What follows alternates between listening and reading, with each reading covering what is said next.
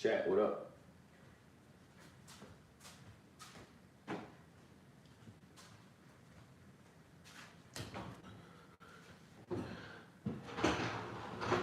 Why is this song in my head, chat? Do anybody know this song?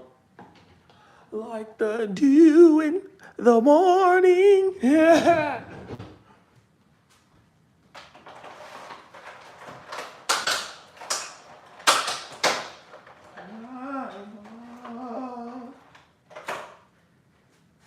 Chat, I done had a few crazy temptations, chat. I done had a couple bad biddies come my way and try to get my semen. I done had a couple bad biddies try to come my way, trying to get that sperm out me. Trying to get that sperm out me, chat. Was it hard to turn them down? A little bit. A little bit. But I did it, chat. I almost even jacked off this morning, just thinking about them two girls that I turned down. But guess what, chat? I didn't. Y'all should be proud of me, man. If you jacked off this morning, you should be ashamed of yourself. Because you don't got no self-control. If you jacked off last night, you should be ashamed of yourself. Because you ain't got no self-control. And you just keep letting the enemy win. I done also had the enemy trying to just attack me from different angles this week. You know what I mean? And that's what y'all saw yesterday on live. But today we back. The enemy is defeated. And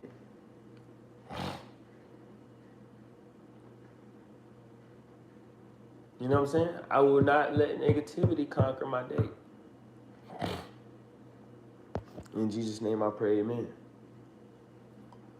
God is good, chat.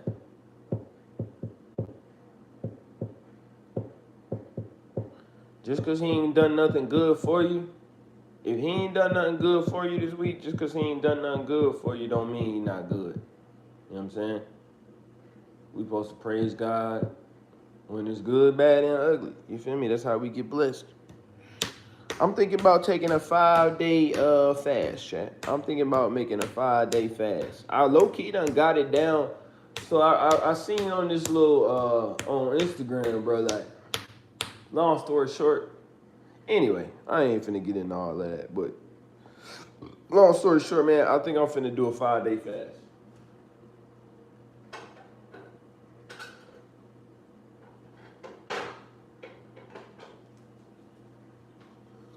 I also got some money moves I want to try, chat.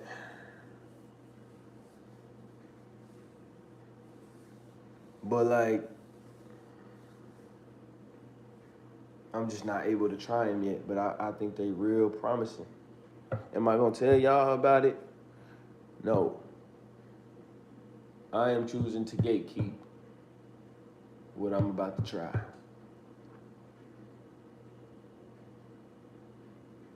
Do I always, you know what I'm saying? I don't always encourage gatekeeping, but information ain't free, bro. And all the information I give y'all for free, y'all should be thankful for that. You know what I'm saying? I don't want nothing in return, but at the same time, information is free, and everybody just ain't gonna be running around giving you free information if they didn't get it for free. You know what I'm saying? So,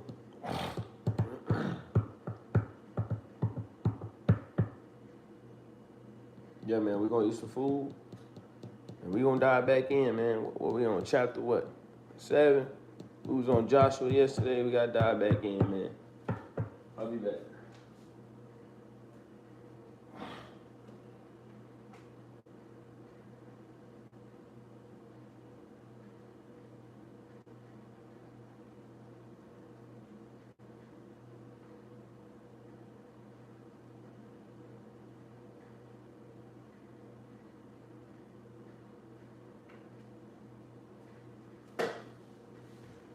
like the dew in the morning. Like, I just feel like, what up? I just feel like I just got tried so many times yesterday, bro.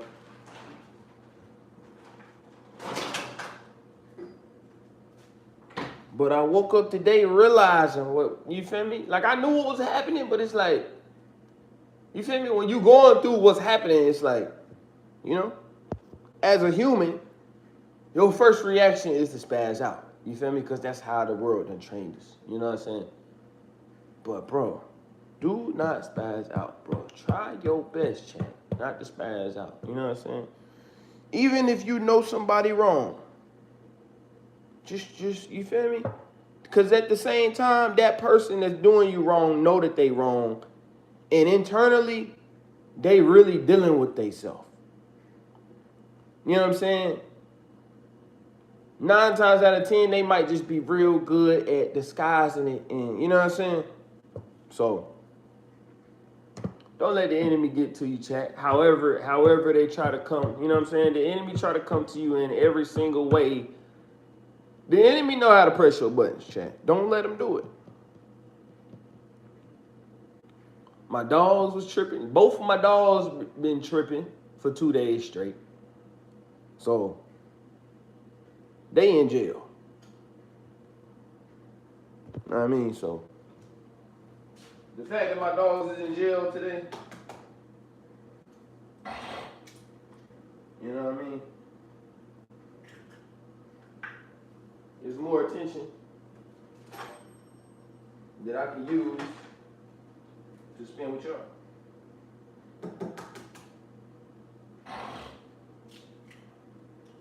You know, chat, if selling your soul wasn't controlled, and if selling your soul didn't feel worse than being broke, or like, okay, not broke, but like, if selling your soul didn't feel worse than just like, you feel me? Like living a regular, like, okay, like living a regular life, you living free, you feel me? It's like the worst thing you can deal with as a civilian, bro, is being broke. You know what I mean? And just like dodging temptation. That's the worst thing you could deal with. You sell your soul, bro. I'm trying to tell you. Anyway, I just be thinking about it. I just be like, bro, it's not. And then it's like, once you realize, bro, that you can make money without selling your soul, it just take a little bit of money and a little bit of time and a little bit of effort. You feel me? Anyway, though, I'm proud of myself, chat. If ain't nobody else proud of me, I'm proud of myself, man. You know what I mean? I'm proud of myself. I don't really be feeling like nobody proud of me, man. But it's cool. You know what I mean? I did not go to the Playboi Carti concert, chat, last night. I didn't even go look at no video on YouTube of how it was or how it went. So, let's pat myself on the back for that. You know what I'm saying? I'm growing. I'm growing, chat. Do it feel good all the time? No. But do I, you know what I'm saying? Do I feel more powerful than I would have felt if I would have jacked off this morning like some of y'all? I'm just playing. I don't want to make y'all feel bad, but you should feel bad about jacking off if you jacked off this morning. Word.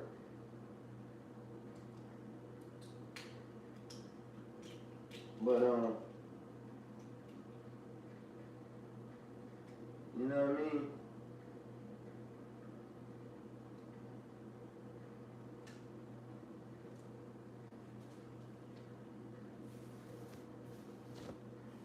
I feel like it's so many, like, not so many people, but it's I don't know, man. I just feel like I don't know. I just feel like I don't got the right. I don't know, man. Like I feel like I got people around me, bro, that's trying to. Even though I'm doing like 100 things right now, and I feel like even though I'm doing 100 things right now, the people that I got around me, bro, not the women. You feel me? It's a couple women I'm texting. Shout out to them. You know what I'm saying? They keeping a nigga pretty motivated. But I'm not talking about them. You know what I'm saying? I feel like it's people around me, bro, that no matter how much good and positive I'm doing, you know what I'm saying? The people want to just do what they can to either throw me off or like, you feel me? It's people that's just more focused on, like, I don't know, bro. It's like, I don't know. It's like no matter, it just seems like no matter how much good a nigga do, bro, the people that I'm around that I talk to every day, it's almost like the good I'm doing don't really matter or something. But then if I wasn't doing what I was doing, it's like that would be added on to the bad I'm doing. Even though I'm doing good though, it's like, well, that ain't good enough. You know what I mean? I don't know, bro. But I ain't finna let it get to me, chat, at all.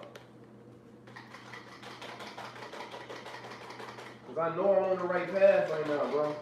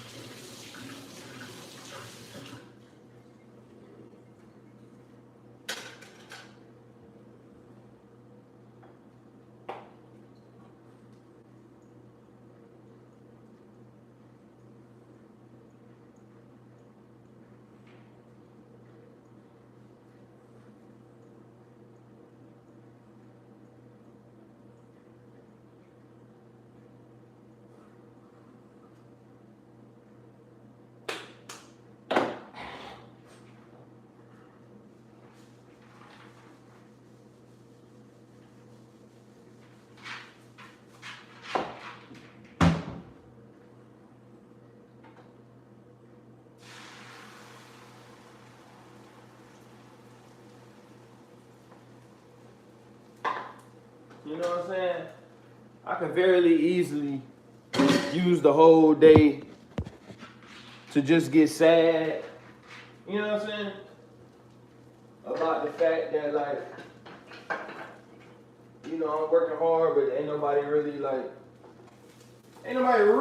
outside of y'all chat, ain't nobody really believing in or just like, you feel me, keeping me motivated to keep going for real. Like I'm really the only, and it's like you don't really, if you need motivation to keep going, then that's a problem. So I'm not saying it's a bad thing, but I just feel like the people I'm around that's supposed to keep me motivated, they more focused on trying to get me, you know what I'm saying? Like, it's folks trying to get me to like, oh, this ain't working right now. You know what I mean? Like, you need to go do this. You know what I'm saying? Like, trying to take my focus off of like the goal. That's what I feel like, bro. And I don't appreciate that.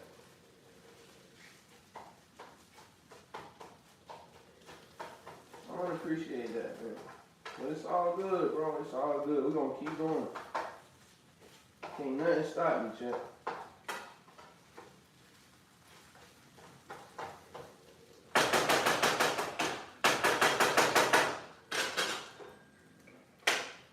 When I get pissed off, bro, it just turn me up to another level. You know what I'm saying? Not pissed off, but just like, clearly it's people still doubting me. You know what I'm saying? And it make it so bad because it's the people that's supposed to be in my corner. You know what I mean?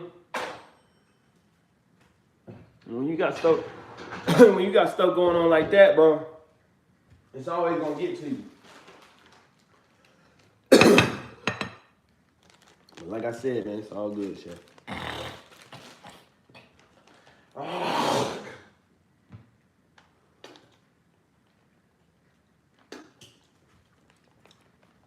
got some mustache hair in my mouth, man. Look like an eyelash.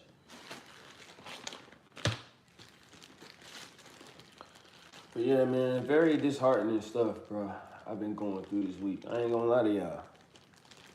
But that's how you know you gotta keep going, Chad. That's how you know you gotta keep going.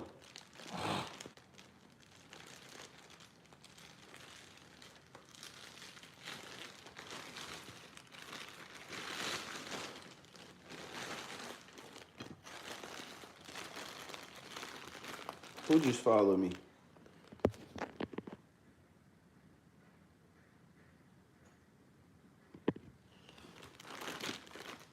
Who is Cavell Kayvon?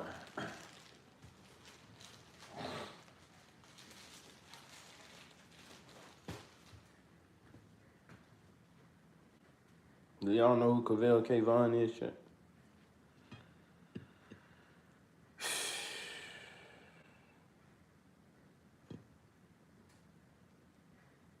It's tough, bro. It's tough. Like I'm a prime example. What I'm going through right now, bro, is a prime example of you could do good, bro. You do good, do bad. You feel me? Like it don't matter, bro. You know what I'm saying? Like that's why you can't depend. You gotta depend on God, bro, for your happiness, cuz. I mean,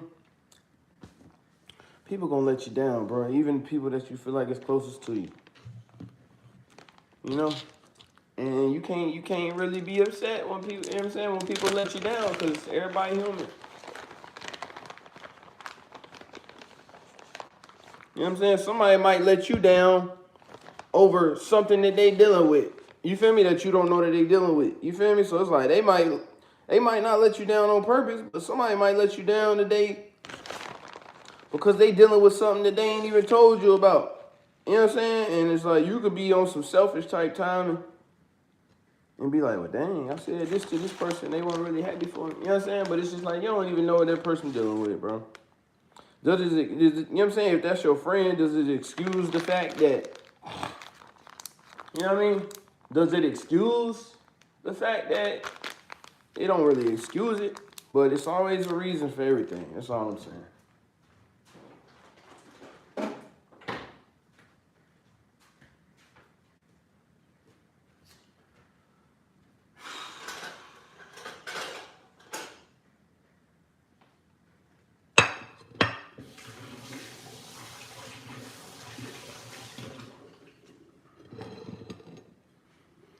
So, yeah, man, I'm like, I ain't gonna say I'm in a little funk, but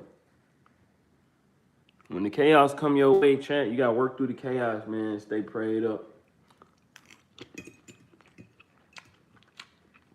Because the chaos ain't gonna last forever, you know?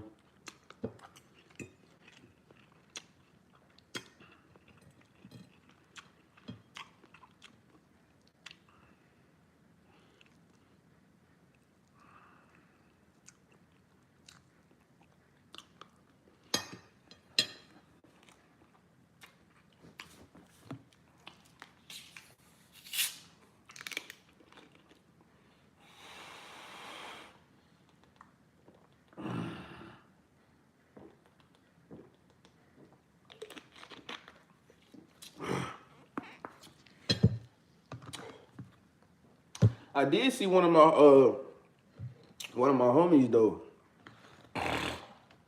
on Instagram. Shout out, bro. He probably know I'm talking about him if you watch my lives or whatnot. Probably don't watch my lives, but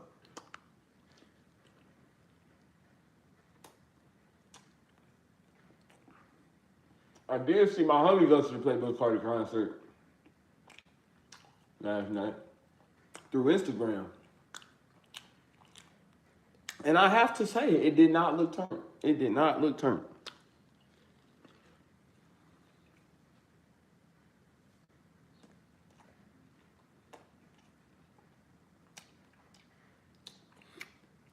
It ain't look turned at all.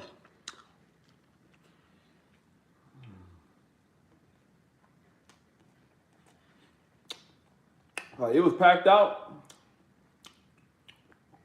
It was packed out, but like everybody was in there chilling pretty much.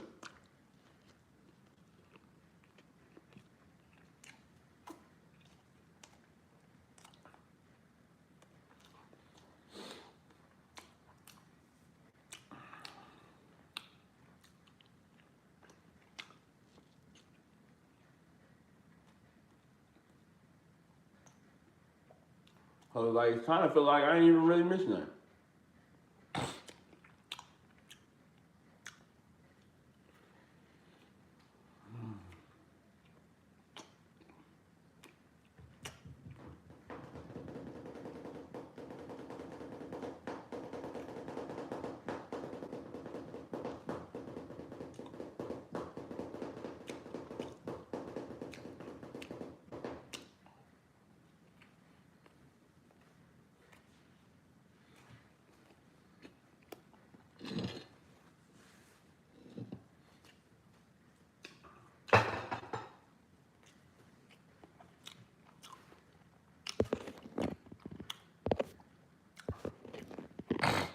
Yeah, I'm about to go on a 5-day fast real soon.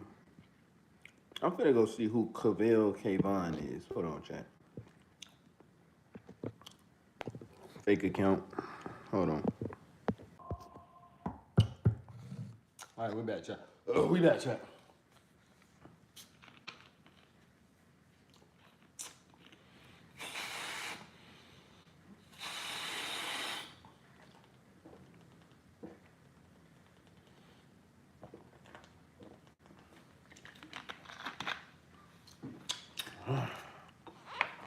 These couple of money moves that I just stumbled up on, chat. They seem legit. They seem pretty legit. Could be a scam, but I don't think so. Because there's literally all types of ways to make money out here, man, these days. You just gotta know what you're doing. That'd be the thing. A lot of money that get made online, you gotta know what you're doing. Because if you don't know what you're doing, you feel me, you just online feeling lost. And like, you know what I mean? How are people making all this money online? You know what I mean? Don't get discouraged, chat. You know what I'm saying? Online money is available. You just got to do what you got to do to get access to the knowledge. You feel me? And I got to pay for this knowledge myself. So that's why I can't give it to y'all for free. You know what I mean?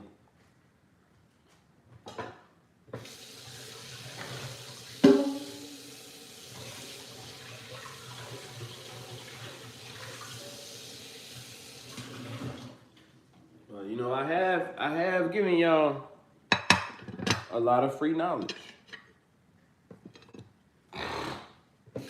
I have given y'all a lot of free knowledge. You know what I'm saying? So,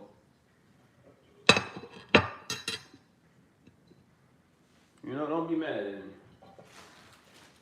Don't be mad at me, chat.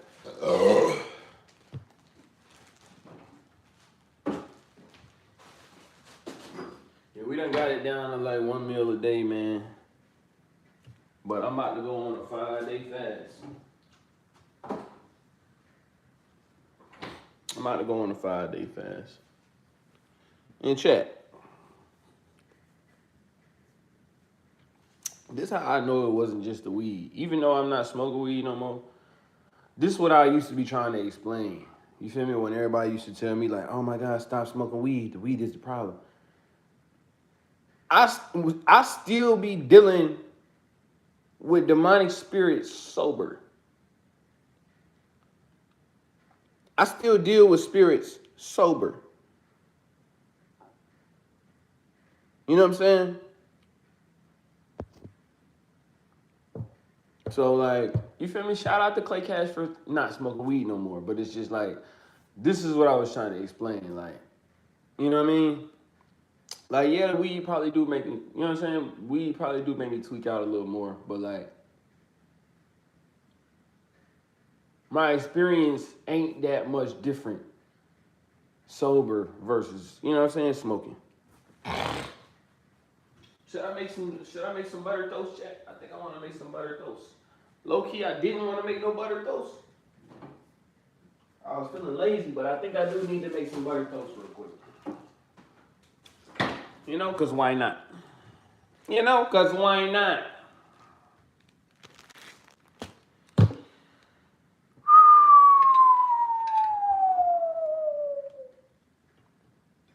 If I offended anybody, I apologize, but you know, you should not be jacking off. You know what I'm saying? If I can stop jacking off, y'all can stop jacking off. If I can stop having sex, y'all can stop having sex. I mean, if I can stop smoking weed, y'all can stop smoking weed.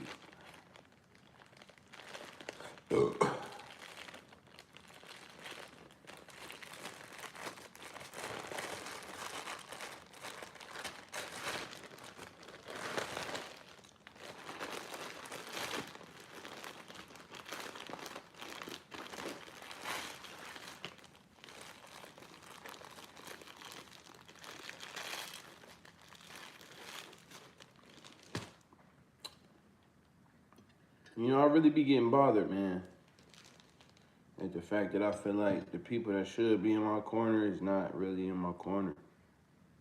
But what can I do? You know what I'm saying? Like, what can I do other than just sit here and just cry about it and try to vent to y'all about it all day? You know?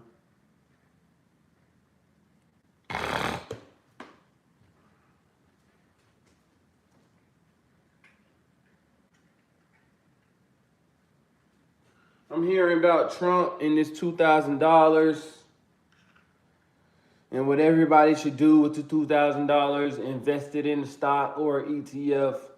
The best thing you should do is, first of all, not spend it. You know what I'm saying? Second of all, if you don't know much about stocks, don't just put the money in a stock. You know what I'm saying? You'd be better off putting your money in an ETF. But at the same time, I don't know. Cause nigga, you know what I'm saying?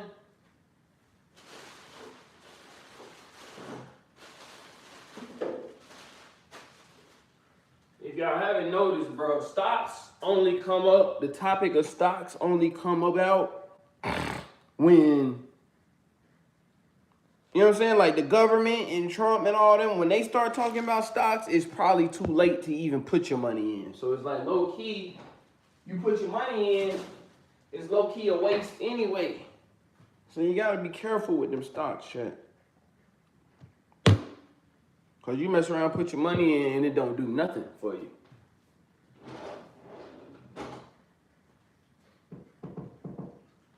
Unless it's like Bitcoin, bro, or like, you feel me? A lot of other stuff that, you feel me, everybody be talking about supposed to blow up or make you a millionaire overnight, bro, it be cap.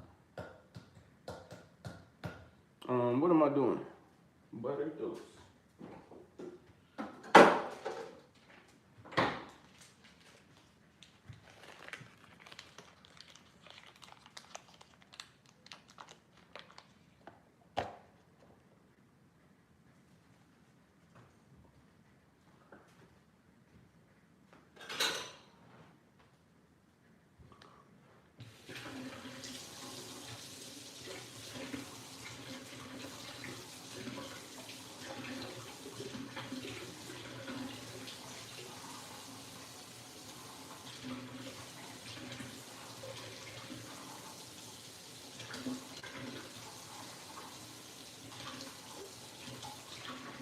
And then it's like, you know, I understand exactly why whoever came on my live the other day asked me, you feel me, was I using God as clickbait?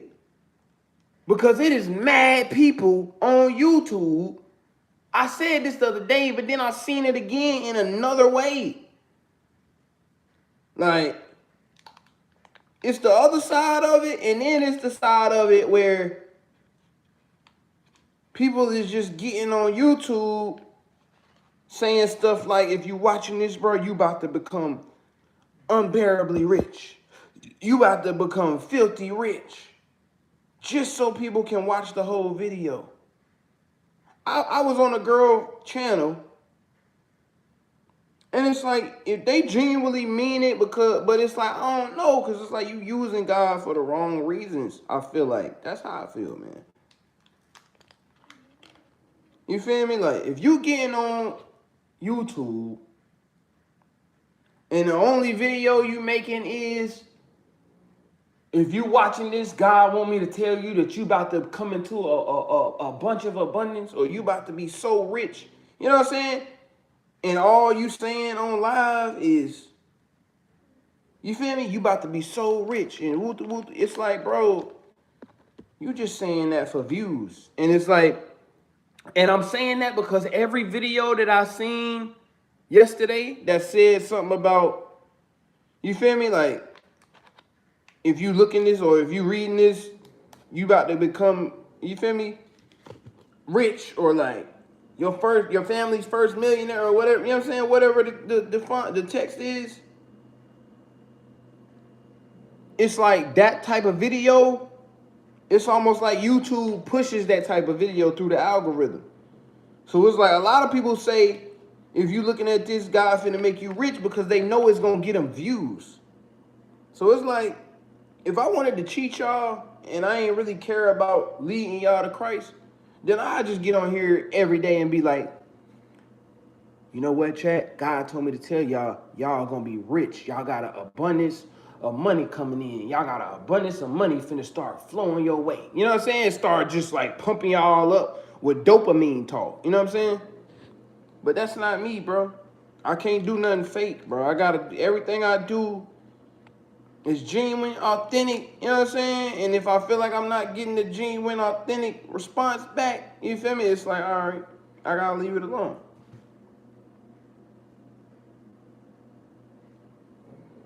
But yeah, man, like, once again, bro, y'all don't ever have to worry about me using God, you feel me, to get y'all to like, comment, subscribe, just so I can, you know what I mean? Just so YouTube can pay me.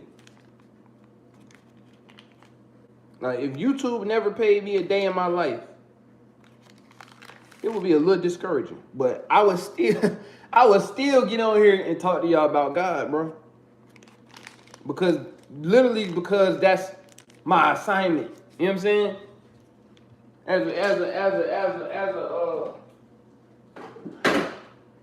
As a God follower, bro, your assignment is to lead people to Jesus Christ. Okay? You know what I mean?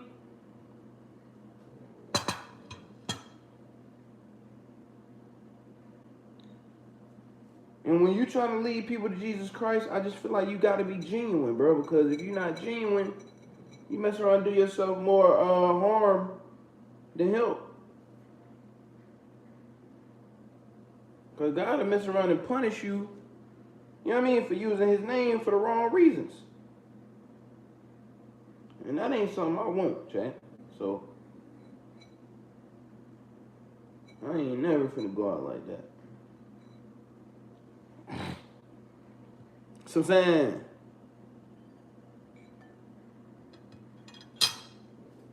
all right.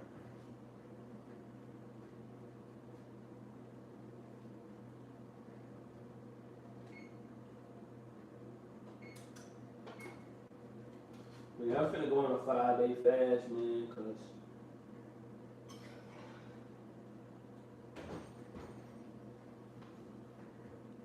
I need answers.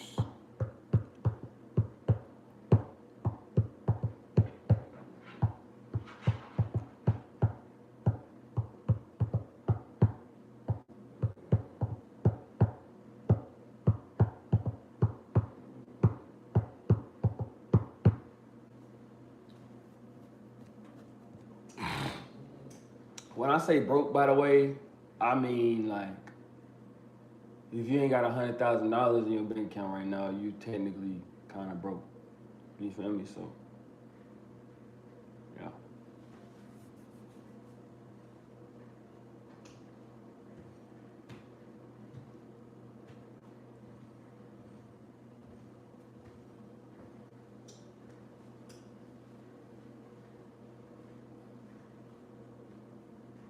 If you got a dream, chat. Unfortunately, bro, you the only one that can see your dream the way you see it, bro. So everybody else around you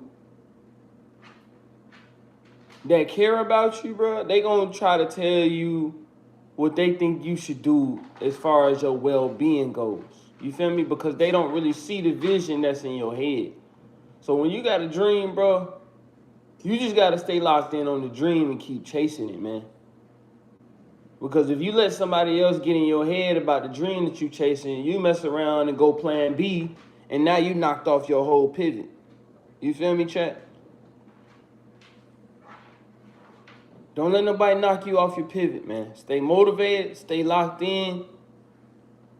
Days gonna be easy, days gonna be hard. But every day you gotta choose to keep going. And keep praising God. That's two things you gotta do. Keep chasing your dreams every day and keep chasing God. Keep living for God.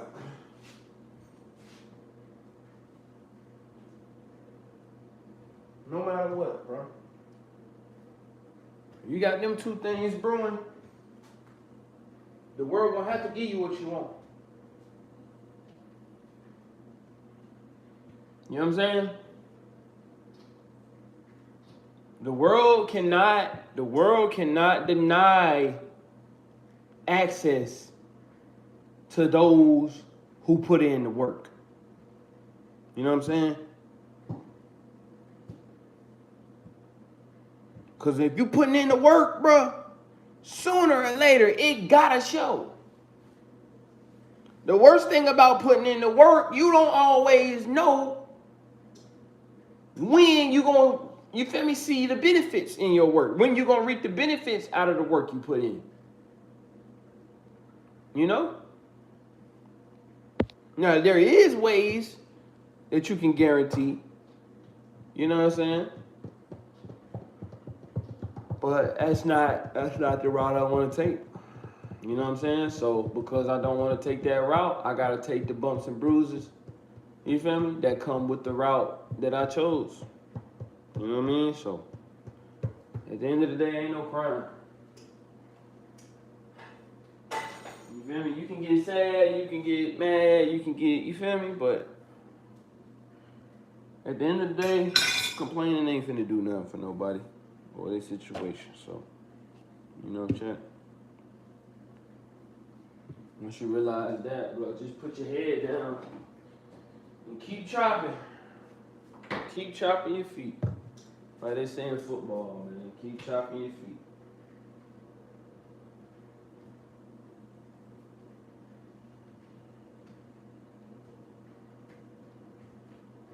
I kind of thought it was a lie, but like masturbation definitely makes you weak. You feel me? It definitely drains your energy. You know what I'm saying? And then when you masturbating, bro, it makes you more susceptible to fall into sin. Because you masturbating, but while you masturbating, you low-key feeling, even if you turn somebody down to go masturbate, you low-key, it's I don't know, somehow it's easier to fall into sin. Like, because when you masturbating, for niggas, bro, you know what I'm saying? When a nigga masturbate, 9 times out of 10, he's sitting there either looking at a phone or sitting there thinking that a certain type of girl was in his vicinity. You feel me? To the point where he don't have to masturbate. So masturbating only makes you want to have more sex or only makes you think about lust more. You know what I'm saying?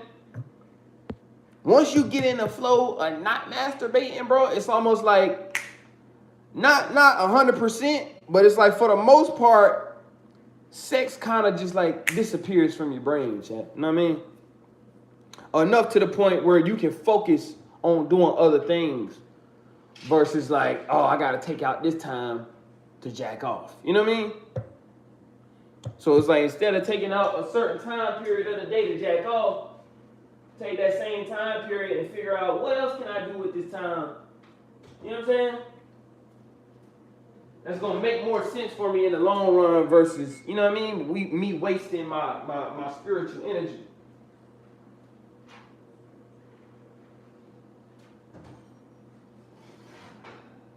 And I know it's hard, chat. Trust me. I know it's hard.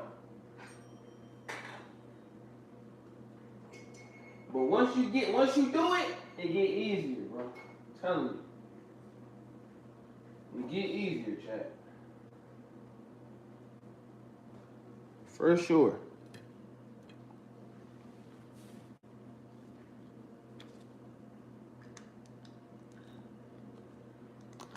Upside down baguette. And I ain't gonna lie, man. Chat, if it's somebody doing you wrong right now, or have done you wrong, bro, don't take matters into your own hands, bro. I know it's hard not to take matters into your own hands, bro, but I'm telling y'all, if somebody is doing you wrong right now, and they know they doing you wrong, and they know they putting bad words on your name, and they know they talking bad about you to other people, and they know that they done told lies on you to people, so people start thinking of you and viewing you a certain way, their day is coming, chat. You know what I'm saying? It is not up to you to take it into your own hands to seek to ensure that they get payback. You feel me, chat?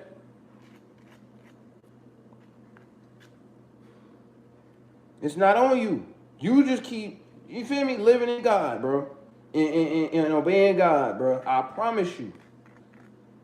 God gonna make it all right for you. God gonna make it all right for you, bro. Because God don't play about his children. So, if you somebody that's out here playing with God's children, man, you better repent.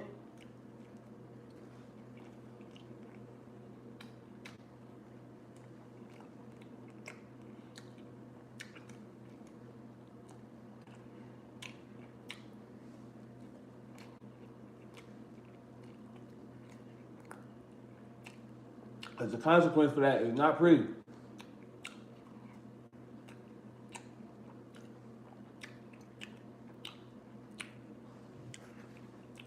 I'm not even saying that to scare nobody though. I'm saying that so, you know what I mean, people that's doing the wrong stuff out here can put a little bit more thought into what they're doing before they do it. So you're going to have to answer for it. That's why I didn't jack off this morning. Because I didn't want to have to answer for why I jacked off this morning. You know what I'm saying?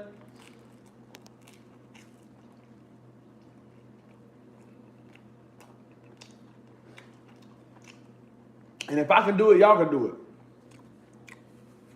So if I made you feel like SHIT for jacking off this morning, you should feel like SHIT. You know why? We all had the opportunity to jack off this morning or yesterday at some point in time. When you want to elevate, bro, you got to choose discipline at some point in time. There's no way around elevating and not being disciplined.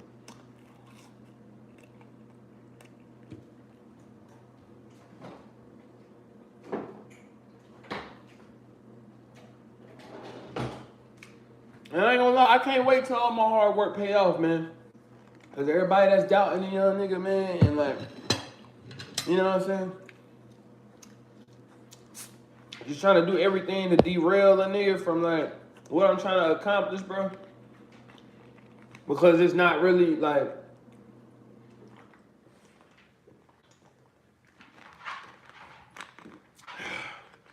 anybody like locally or anybody around me that knows, you know what I mean?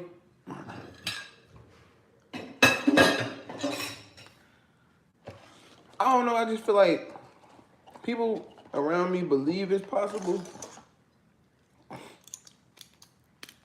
But it's just like, ain't no results popped up yet. So it's kind of just like, you know what I mean? It's almost like telling somebody,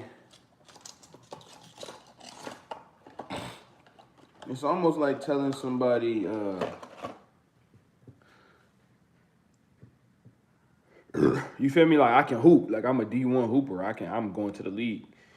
And then y'all go play basketball and you stink it up. You know what I'm saying?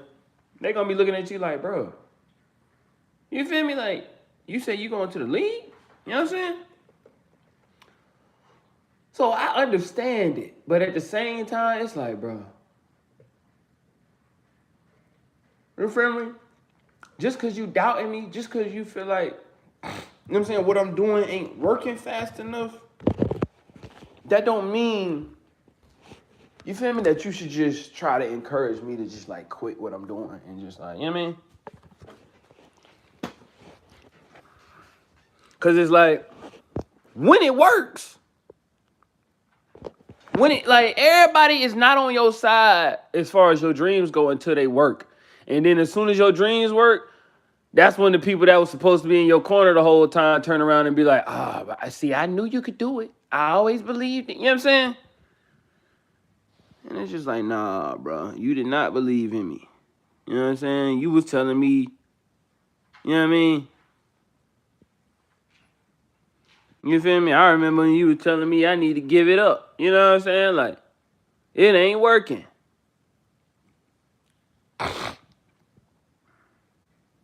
You feel me? Like, nah, bro.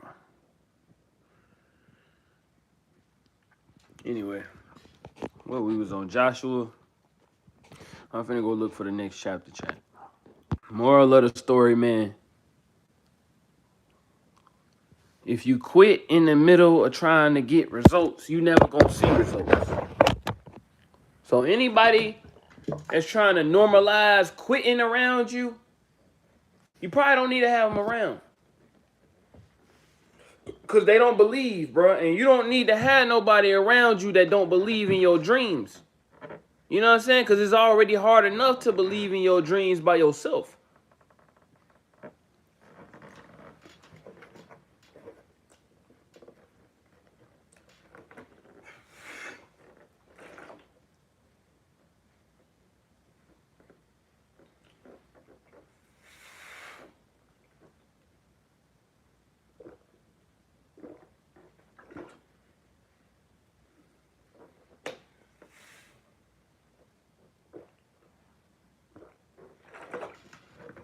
So with that being said, bro,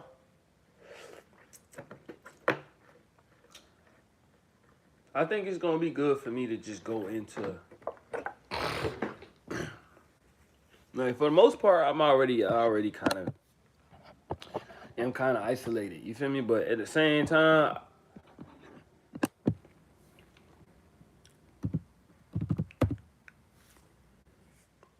the circle I'm around is not, you know what I mean, pushing me forward, bro.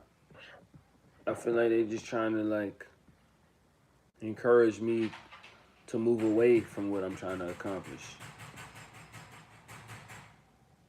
And that's not good. So, hold on, let me go look for that book chat. Hold on. We in Judges today, man. We in Judges today. That's crazy. Because Judges is right there.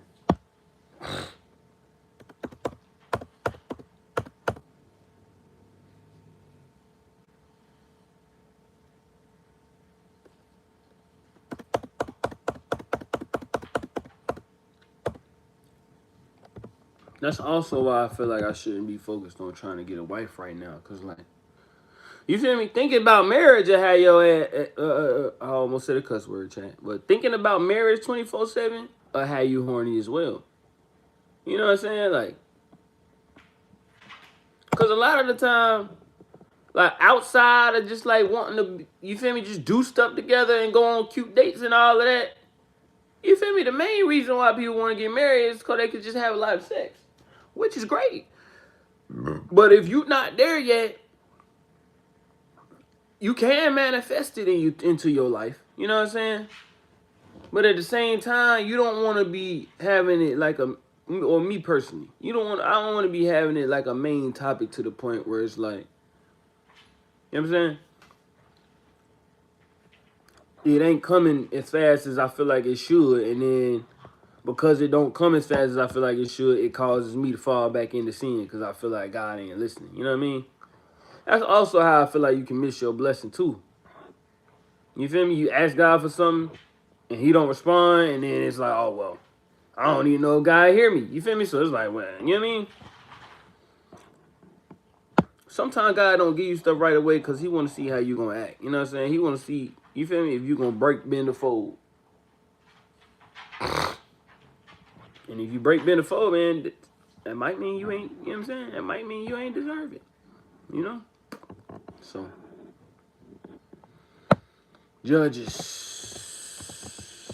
Hold on, chat.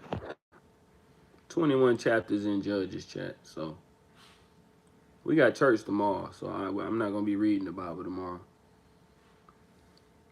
But here go Judges, man. They got 21 chapters. What you looking at?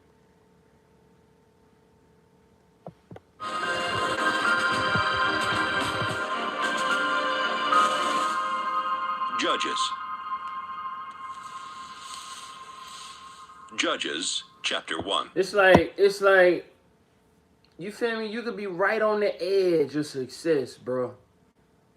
And as soon as you right on the edge, all of a sudden, you know what I mean? The people in your corner, you feel me? Like, I don't know, bro.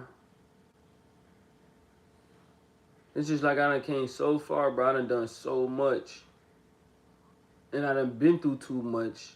And I done made it as far as I done made it. You feel me? You know what I'm saying? At the same time, I ain't really made it too far, but at the same time, I done made it pretty far. You know what I mean? So it's kind of just like, why at this point, bro? Why would anybody try to just like, you know what I mean? You better shut up. You better shut up, because you know you're not getting out. So I don't even know why you're doing that.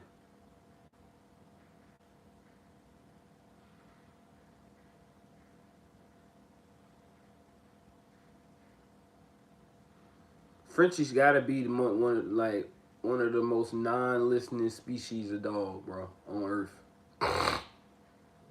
Like, the last dog I had, bro, I don't remember her being this disobedient. You feel me? Like, French bulldogs will literally do something that you tell them not to do, and then when they get in trouble, you feel me? They think you're supposed to feel sorry for them.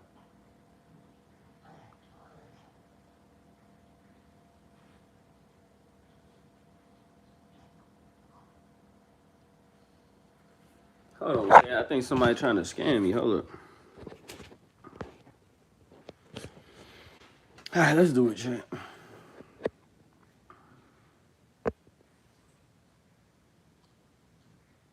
It's just a perfect example, bro. Ain't nobody believe, like, that's why people sell their souls. Because it's like, nobody believes in it, bro. Ain't nobody trying to hear it. Ain't nobody trying to wait on it to happen.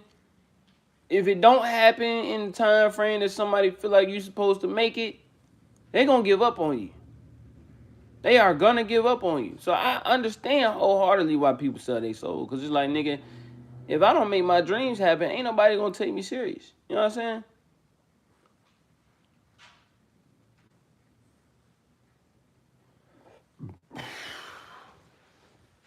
And I'm a prime, like I just said a few minutes ago, I'm a prime example of that. right now. You know what I'm saying? I got folk giving up on the nigga. I got folk, you feel me, trying to put into my ear plan B's and like, you know what I'm saying? Maybe you should try this. You know what I'm saying? Like, I don't know, bro.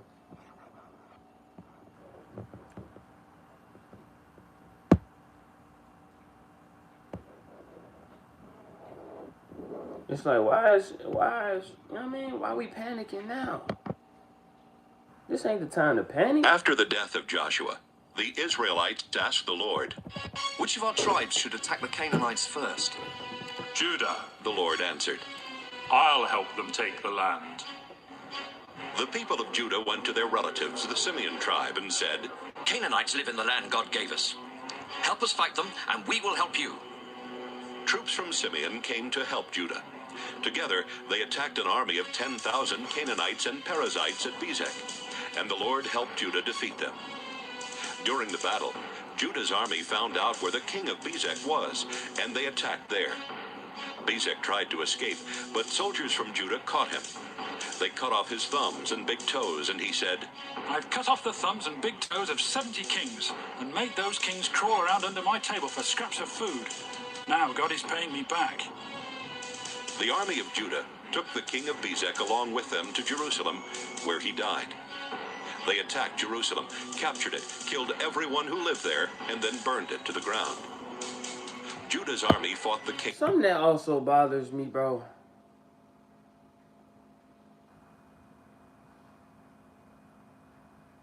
I feel like people be trying to make me seem like I'm selfish. You know what I'm saying? But it's like, I don't know, bro.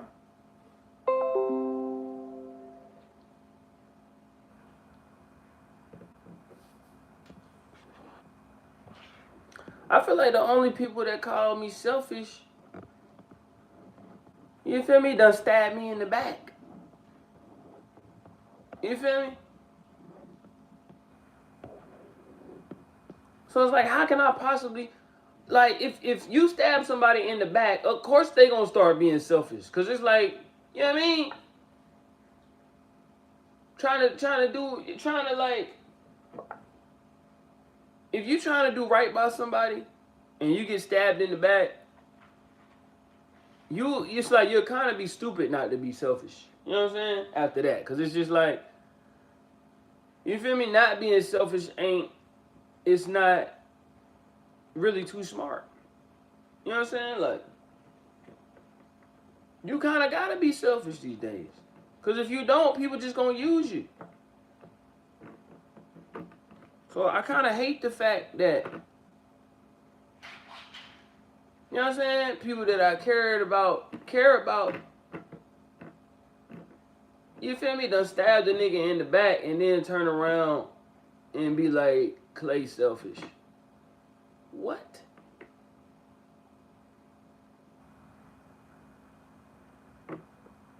It's been a long week, chat. You feel me? It's been a long week.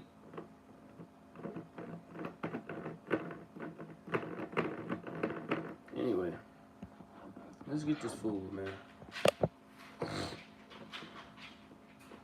Canaanites who lived in the hill country, the southern desert, and the foothills to the west.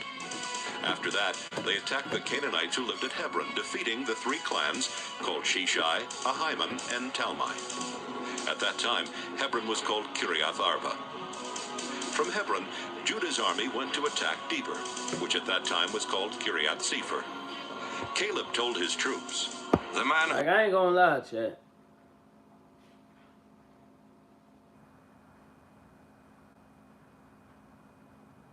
You know what I'm saying?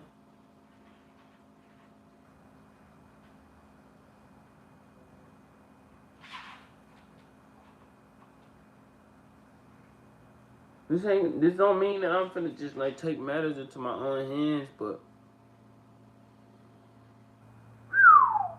I am tired of getting done wrong, bro. I am tired of getting done wrong. You feel me? Or you feel me? Like showing love and not getting the same love in return. I am tired of that. So I'm probably out of that. I'm out of like, you know what I mean? I'm not gonna say I'm out of love, but like, you know?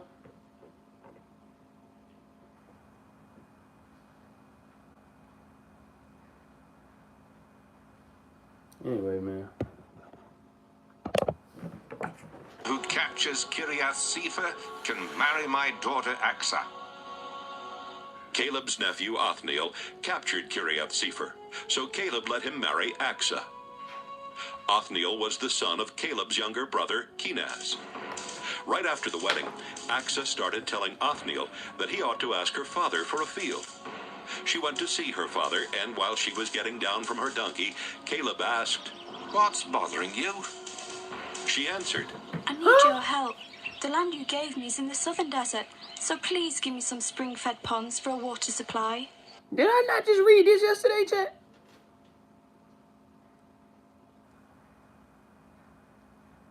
Joshua? Judges.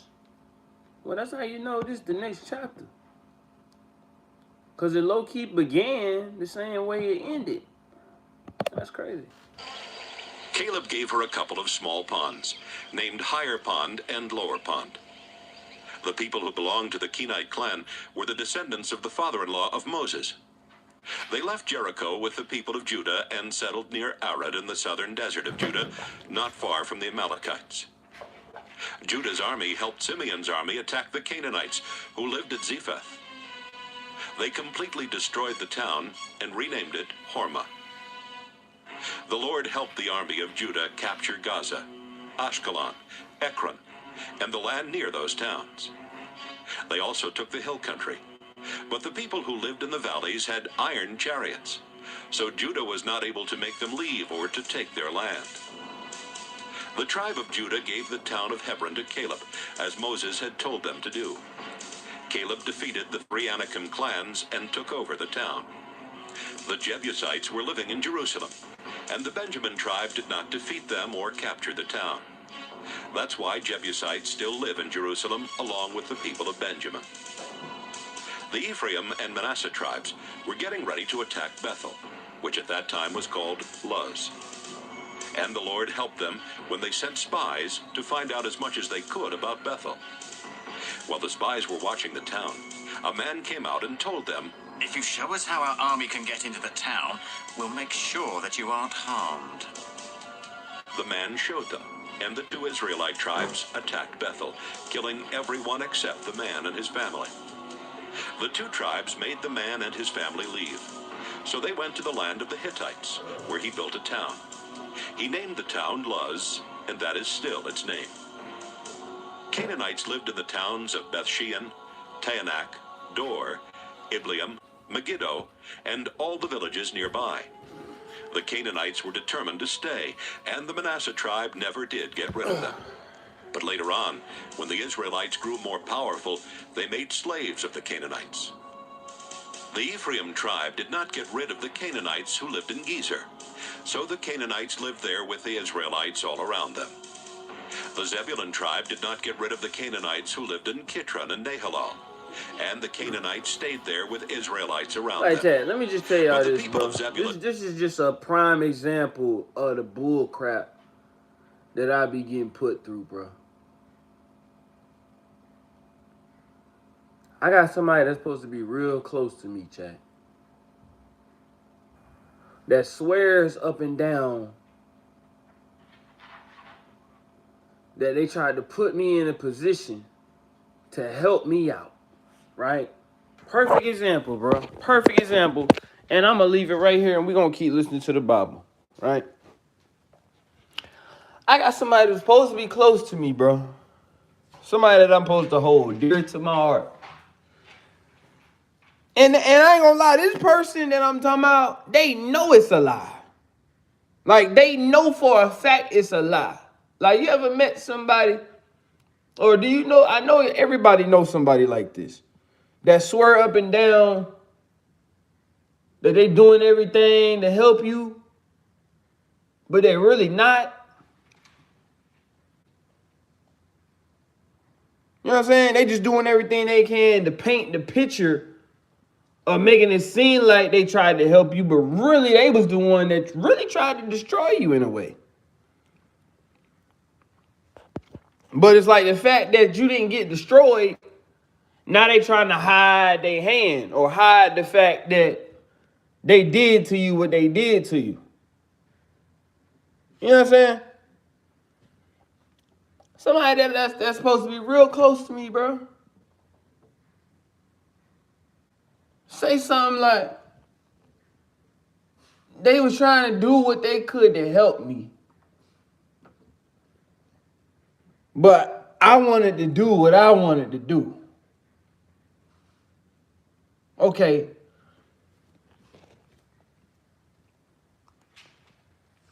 How can somebody help me? Like, if you say, if you or another person on the other side of this camera chat say, like, I'm trying to help you, right?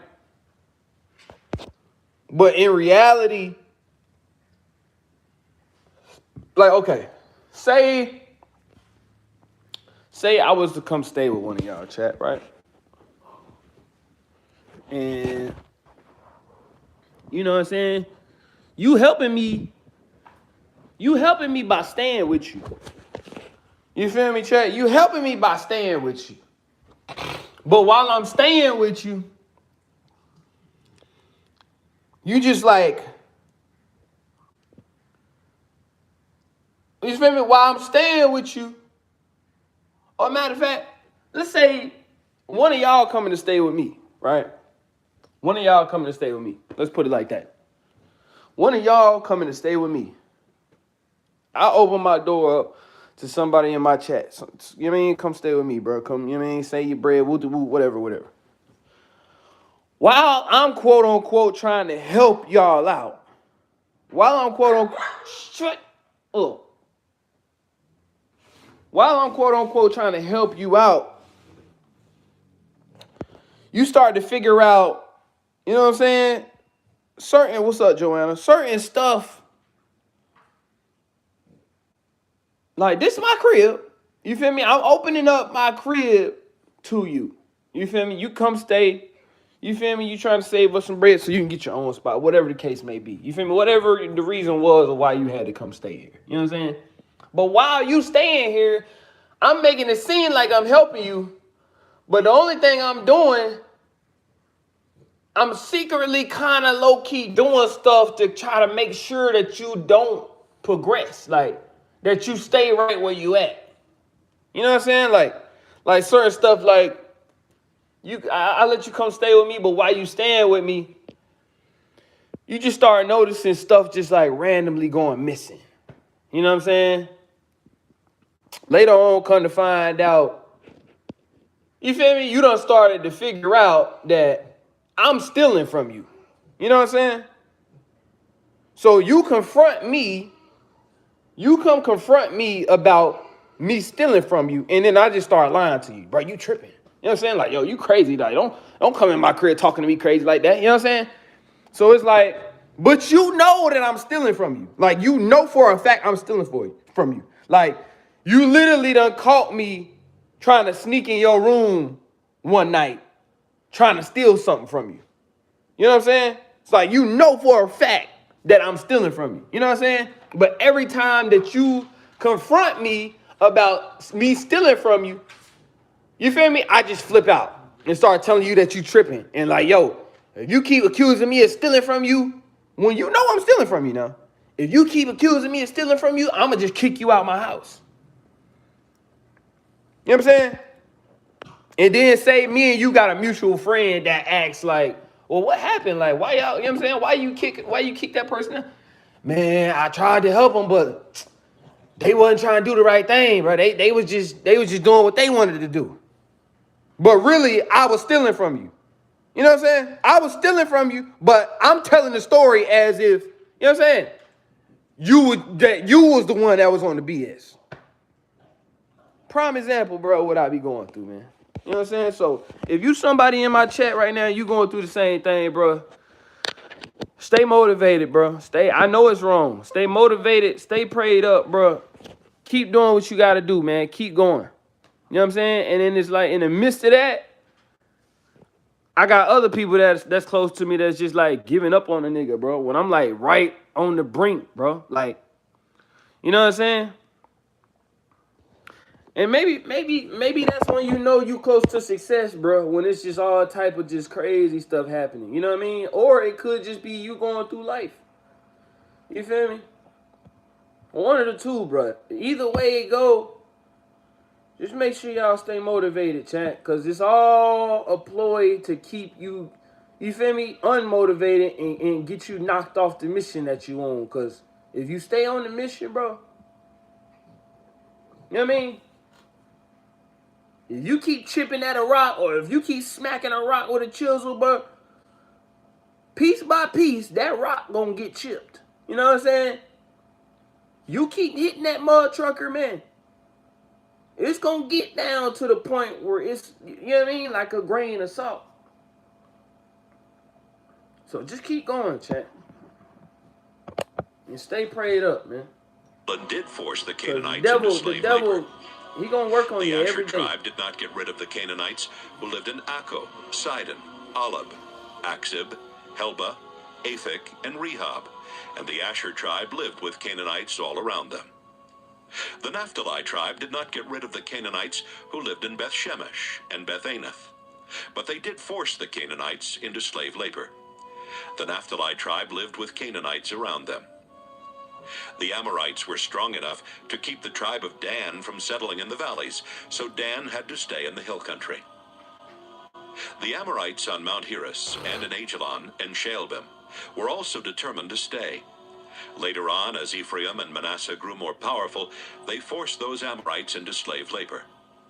The old Amorite-Edomite border used to go from Selah through Scorpion Pass into the hill country. Judges, chapter 2. The Lord's angel went from Gilgal to Bochim and gave the Israelites this message from the Lord. I promised your ancestors that I would give this land to their families, and I brought your people here from Egypt. We made an agreement that I promised never to break, and you promised not to make any peace treaties with the other nations that live in the land. Besides that, you agreed to tear down the altars where they sacrificed to their idols, but you didn't keep your promise. And so, I'll stop helping you defeat your enemies. Instead, they will be there to trap you into worshipping their idols. The Israelites started crying loudly, and they offered sacrifices to the Lord. From then on, they called that place Crying.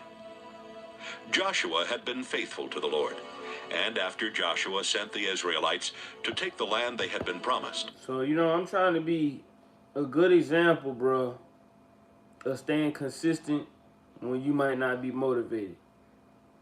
Because I'm for sure unmotivated right now. You know what I mean?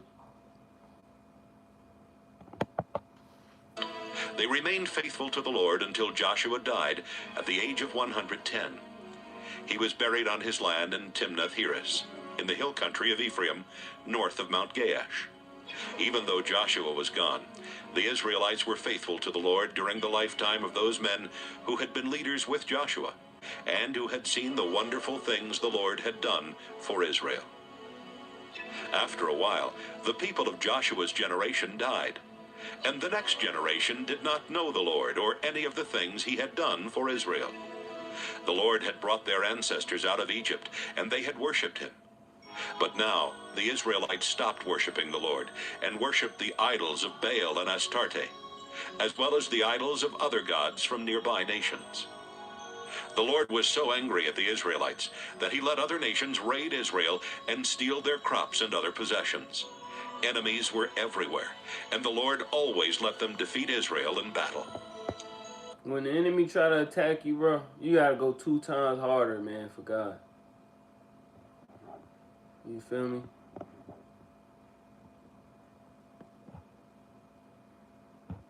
Cause this is my thing. If the enemy don't ever give up, you shouldn't give up.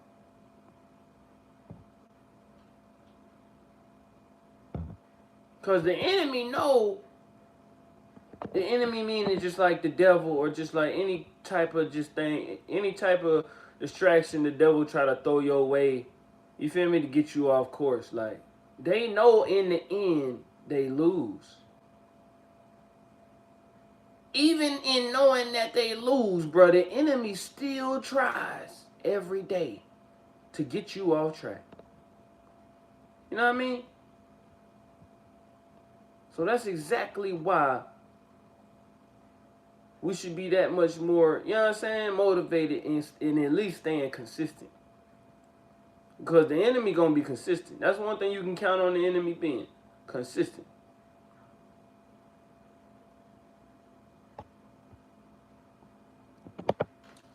The Lord It don't matter how many days you pass the test. You feel me? They still going to try to make you fail the next day. had warned Israel he would do this, and now the Israelites were miserable. From time to time, the Lord would choose special leaders known as judges. These judges would lead the Israelites into battle and defeat the enemies that made raids on them. In years gone by, the Israelites had been faithful to the Lord. But now they were quick to be unfaithful and to refuse even to listen to these judges. The Israelites would disobey the Lord, and instead of worshiping him, they would worship other gods. When enemies made life miserable for the Israelites, the Lord would feel sorry for them. He would choose a judge and help that judge rescue Israel from its enemies. The Lord would be kind to Israel as long as that judge lived. But afterwards, the Israelites would become even more sinful than their ancestors had been. The Israelites were stubborn. They simply would not stop worshiping other gods or following the teachings of other religions. The Lord was angry with Israel and said, "The Israelites have broken the agreement I made with their ancestors. Bro, They Joshua won't obey me, sound a lot so like I'll stop Judges, helping chat. them defeat their enemies." Israel still had a lot of enemies when Joshua died, and I'm going to let those enemies stay. I'll use them to test Israel, because then I can find out if Israel will worship and obey me as their ancestors did. That's why the Lord had not let Joshua get rid of all those enemy nations right away. feel what I'm Judges, saying? chapter 3. And the Lord had another reason for letting these enemies stay. The Israelites needed to learn how to fight in war just as their ancestors had done. Each new generation would have to learn by fighting the Philistines and their 5 rulers, as well as the Canaanites, the Sidonians, and the Hivites that lived in the Lebanon mountains from Mount Baal Hermon to Hamath Pass. Moses had told the Israelites what the Lord had commanded them to do, and now the Lord was using these nations to find out if Israel would obey. But they refused. And it was because of the Canaanites, Hittites, Amorites, Perizzites, Hivites, and Jebusites who lived all around them. Some of the Israelites married the people of these nations, and that's how they started worshiping foreign gods. The Israelites sinned against the Lord by forgetting him and worshiping idols of Baal and Astarte. This made the Lord angry, so he let Israel be defeated by King Cushan-Rishathaim of northern Syria, who ruled Israel 8 years and made everyone pay taxes. The Israelites begged the Lord for help, and he chose Othniel to rescue them. Othniel was the son of Caleb's younger brother Kenaz. The Spirit of the Lord took control of Othniel, I'm a main and he character led in the Israel Bible, in a chat. war against Cushan-Rishathaim. But it's like the 85th time I've The seen Lord my gave name. Othniel victory, and Israel was at peace until Othniel died about 40 years later. Once more, the Israelites Like, started okay, disobeying the Lord. So let them be bro. defeated. Like, why is a certain person in my corner, bro, trying to derail me from doing what I'm doing when I did the same exact thing in the Bible? I know what it looked like. I know it looked like we can't beat these folk, but I'm telling y'all, we can go take over this land. This is the same thing I'm doing right now. I know what it looked like. I know it don't look like I'm going to accomplish my dreams, but I'm telling you, person in my corner, it's going to work. Just stick with me a little longer. And it's like this person that's close to me, they know the Bible. So what you trying to quit on me for? And what, you know what I'm saying? When you know my name is Caleb and you know what Caleb did in the Bible.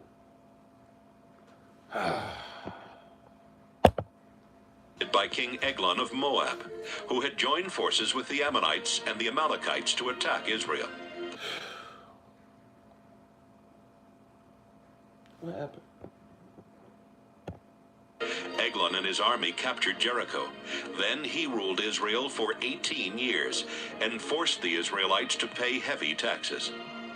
The Israelites begged the Lord for help, and the Lord chose Ehud from the Benjamin tribe to rescue them. They put Ehud in charge of taking the taxes to King Eglon. But before Ehud went, he made a double-edged dagger. Ehud was left-handed, so he strapped the dagger to his right thigh, where it would be hidden under his robes. Ehud and some other Israelites took the taxes to Eglon, who was a very fat man. As soon as they gave the taxes to Eglon, Ehud said it was time to go home. Ehud went with the other Israelites as far as the statues at Gilgal. Then he turned back and went upstairs to the cool room where Eglon had his throne. Ehud said, "Your Majesty, I need to talk with you in private." Eglon replied, Don't say anything yet. His officials left the room, and Eglon stood up as Ehud came closer. "Yes, Ehud said. I have a message for you from God." Ehud pulled out the dagger with his left hand and shoved it so far into Eglon's stomach that even the handle was buried in his fat. Ehud left the dagger there. Then, after closing and locking the doors to the room, he climbed through a window onto the porch and left. When the king's officials came back and saw that the doors were locked, they said, "The king is probably inside relieving himself." They stood there waiting until they felt foolish, but Eglon never opened the doors. Finally, they unlocked the doors and found King Eglon lying dead on the floor. But by that time, Ehud had already escaped past the statues. Ehud went to the town of Sirah in the hill country of Ephraim and started blowing a signal on a trumpet. The Israelites came together and he shouted, "Follow me! The Lord will help us defeat the Moabites." The Israelites followed Ehud down to the Jordan Valley, and they captured the places where people crossed the river on the way to Moab. They would not let anyone go across, and before the fighting was over, they killed about 10,000 Moabite warriors. Not one escaped alive. Moab was so badly defeated that it was a long time before they were strong enough to attack Israel again. And Israel was at peace for 80 years. Shamgar, the son of Anath, was the next to rescue Israel. In one battle, he used a sharp wooden pole to kill 600 Philistines. Judges chapter 4. After the death of Ehud, the Israelites again started disobeying the Lord. So the Lord let the Canaanite king Jabin of Hazor conquer Israel. Sisera, the commander of Jabin's army, lived in Harosheth Hagoyim. Jabin's army had 900 iron chariots, and for 20 years he made life miserable for the Israelites, until finally they begged the Lord for help. Deborah, the wife of Lapidoth, was a prophet and a leader of Israel during those days. She would sit under Deborah's palm tree between Ramah and Bethel in the hill country of Ephraim, where Israelites would come and ask her to settle their legal cases. One day, Barak, the son of Abinoam, was in Kedesh in Naphtali, and Deborah sent word for him to come and talk with her. When he arrived, she said, "I have a message for you from the Lord God of Israel. You are to get together an army of 10,000 men from the Naphtali and Zebulun tribes and lead them to Mount Tabor. The Lord will trick Sisera into coming out to fight you at the Kishon River. Sisera will be leading King Jabin's army as usual, and they will have their chariots. But the Lord has promised to help you defeat them." "I'm not going unless you go," Barak told her. "All right, I'll go. She replied, But I'm warning you that the Lord is going to let a woman defeat Sisera, and no one will honor you for winning the battle." Deborah and Barak left for Kedesh, where Barak called together the troops from Zebulun and Naphtali. 10,000 soldiers gathered there, and Barak led them out from Kedesh. Deborah went too. At this time, Heber of the Kenite clan was living near the village of Oak in Zaanannim, not far from Kedesh. The Kenites were descendants of Hobab, the father-in-law of Moses. But Heber had moved and set up his tents away from the rest of the clan. When Sisera learned that Barak had led an army to Mount Tabor, he called his troops together and got all 900 iron chariots ready. Then he led his army away from Harosheth Hagoyim to the Kishon River. Deborah shouted, Barak, it's time to attack Sisera, because today the Lord is going to help you defeat him. In fact, the Lord has already gone on ahead to fight for you. Barak led his 10,000 troops down from Mount Tabor, and during the battle the Lord confused Sisera, his chariot drivers, and his whole army. Everyone was so afraid of Barak and his army that even Sisera jumped down from his chariot and tried to escape. Barak's forces went after Sisera's chariots and army as far as Harosheth Hagoyim. Sisera's entire army was wiped out. Only Sisera escaped. He ran to Heber's camp because Heber and his family had a peace treaty with the king of Hazor. Sisera went to the tent that belonged to Jael, Heber's wife. She came out to greet him and said, Come in, sir. Please come on in. Don't be afraid. After they had gone inside, Sisera lay down and Jael covered him with a blanket. Could I have a little water? He asked. I'm thirsty. Jael opened a leather bottle and poured him some milk. Then she covered him back up. Stand at the entrance to the tent, Sisera told her. If someone comes by and asks if anyone is inside, tell them no. Sisera was exhausted and soon fell asleep. Jael took a hammer and drove a tent peg through his head into the ground, and he died. Meanwhile, Barak had been following Sisera, and Jael went out to meet him. The man you're looking for is inside, she said. Come in, and I'll show him to you. They went inside, and there was Sisera, dead and stretched out with a tent peg through his skull. That same day, the Israelites defeated the Canaanite king Jabin, and his army was no longer powerful enough to attack the Israelites. Jabin grew weaker while the Israelites kept growing stronger, and at last the Israelites destroyed him. Judges chapter 5. After the battle was over that day, Deborah and Barak sang this song. We praise you, Lord. Our soldiers volunteered, ready to follow you. Listen, kings and rulers, while I sing for the Lord, the God of Israel. Our Lord God of Israel, when you came from Seir, where the Edomites live, rain poured from the sky, the earth trembled and mountains shook. In the time of Shamgar, son of Anath, and now again in Jael's time, roads were too dangerous for caravans. Travelers had to take the back roads, and villagers couldn't work in their fields. Then Deborah took command, protecting Israel as a mother protects her children. The Israelites worshipped other gods, and the gates of their towns were then attacked. But they had no shields or spears to fight with. I praise you, Lord, and I am grateful for those leaders and soldiers who volunteered. Listen, everyone, whether you ride a donkey with a padded saddle or have to walk, even those who carry water to the animals will tell you, the Lord has won victories, and so has Israel. Then the Lord's people marched down to the town gates and said, Deborah, let's go. Let's sing as we march. Barak, capture our enemies. The Lord's people who were left joined with their leaders and fought at my side. Troops came from Ephraim, where Amalekites once lived. Others came from Benjamin. Officers and leaders came from Machir and Zebulun. The rulers of Issachar came along with Deborah, and Issachar joined Barak into the valley. But the tribe of Reuben was no help at all. Reuben, why did you stay among your sheep pens? Was it to listen to shepherds whistling for their sheep?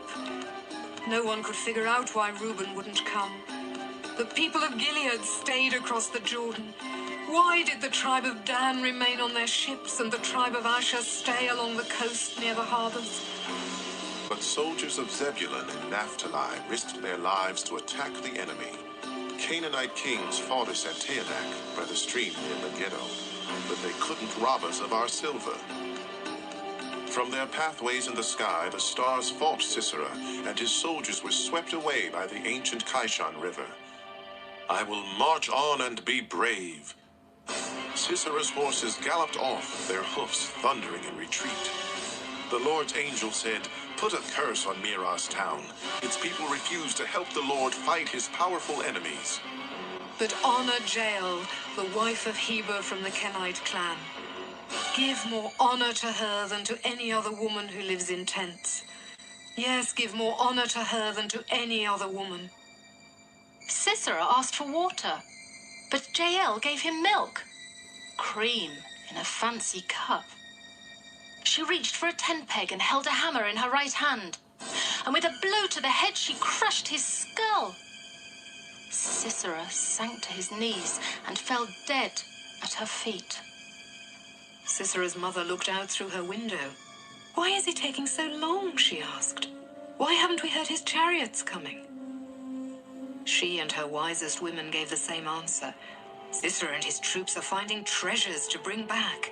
A woman, or maybe two for each man, and beautiful dresses for those women to wear. Our Lord, we pray that all your enemies will die like Sisera, but let everyone who loves you shine brightly like the sun at dawn. Judges chapter 6. There was peace in Israel for about 40 years. Then once again the Israelites started disobeying the Lord, so he let the nation of Midian control Israel for 7 years. The Midianites were so cruel that many Israelites ran to the mountains and hid in caves. Every time the Israelites would plant crops, the Midianites invaded Israel together with the Amalekites and other eastern nations. They rode in on their camels, set up their tents, and then let their livestock eat the crops as far as the town of Gaza. The Midianites stole food, sheep, cattle, and donkeys. Like a swarm of locusts, they could not be counted, and they ruined the land wherever they went. The Midianites took almost everything that belonged to the Israelites, and the Israelites begged the Lord for help. Then the Lord sent a prophet to them with this message. I am the Lord God of Israel, so listen to what I say. You were slaves in Egypt, but I set you free and led you out of Egypt into this land. And when nations here made life miserable for you, I rescued you and helped you get rid of them and take their land. I am your God, and I told you not to worship Amorite gods, even though you are living in the land of the Amorites. But you refused to listen. One day an angel from the Lord went to the town of Ophrah and sat down under the big tree that belonged to Joash, a member of the Abiezer clan. Joash's son Gideon was nearby, threshing grain in a shallow pit where he could not be seen by the Midianites. The angel appeared and spoke to Gideon. The Lord is helping you, and you are a strong warrior. Gideon answered, Please, don't take this wrong, but if the Lord is helping us, then why have all these awful things happened? We've heard how the Lord performed miracles and rescued our ancestors from Egypt. But those things happened long ago. Now the Lord has abandoned us to the Midianites. Then the Lord himself said, Gideon, you will be strong, because I am giving you the power to rescue Israel from the Midianites. Gideon replied, But how can I rescue Israel? My clan is the weakest one in Manasseh, and everyone else in my family is more important than I am. Gideon, the Lord answered, You can rescue Israel because I am going to help you. Defeating the Midianites will be as easy as beating up one man. Gideon said, It's hard to believe that I'm actually talking to the Lord. Please, do something so I'll know that you really are the Lord. And wait here until I bring you an offering. All right, I'll wait, the Lord answered. Gideon went home and killed a young goat, then started boiling the meat. Next, he opened a big sack of flour and made it into thin bread. When the meat was done, he put it in a basket and poured the broth into a clay cooking pot. He took the meat, the broth, and the bread and placed them under the big tree. God's angel said, Gideon, put the meat and the bread on this rock and pour the broth over them. Gideon did as he was told. The angel was holding a walking stick, and he touched the meat and the bread with the end of the stick. Flames jumped from the rock and burned up the meat and the bread. When Gideon looked, the angel was gone. Gideon realized that he had seen one of the Lord's angels. Oh, He moaned. no, I'm going to die. Calm down. The Lord told Gideon, There is nothing to be afraid of. You are not going to die.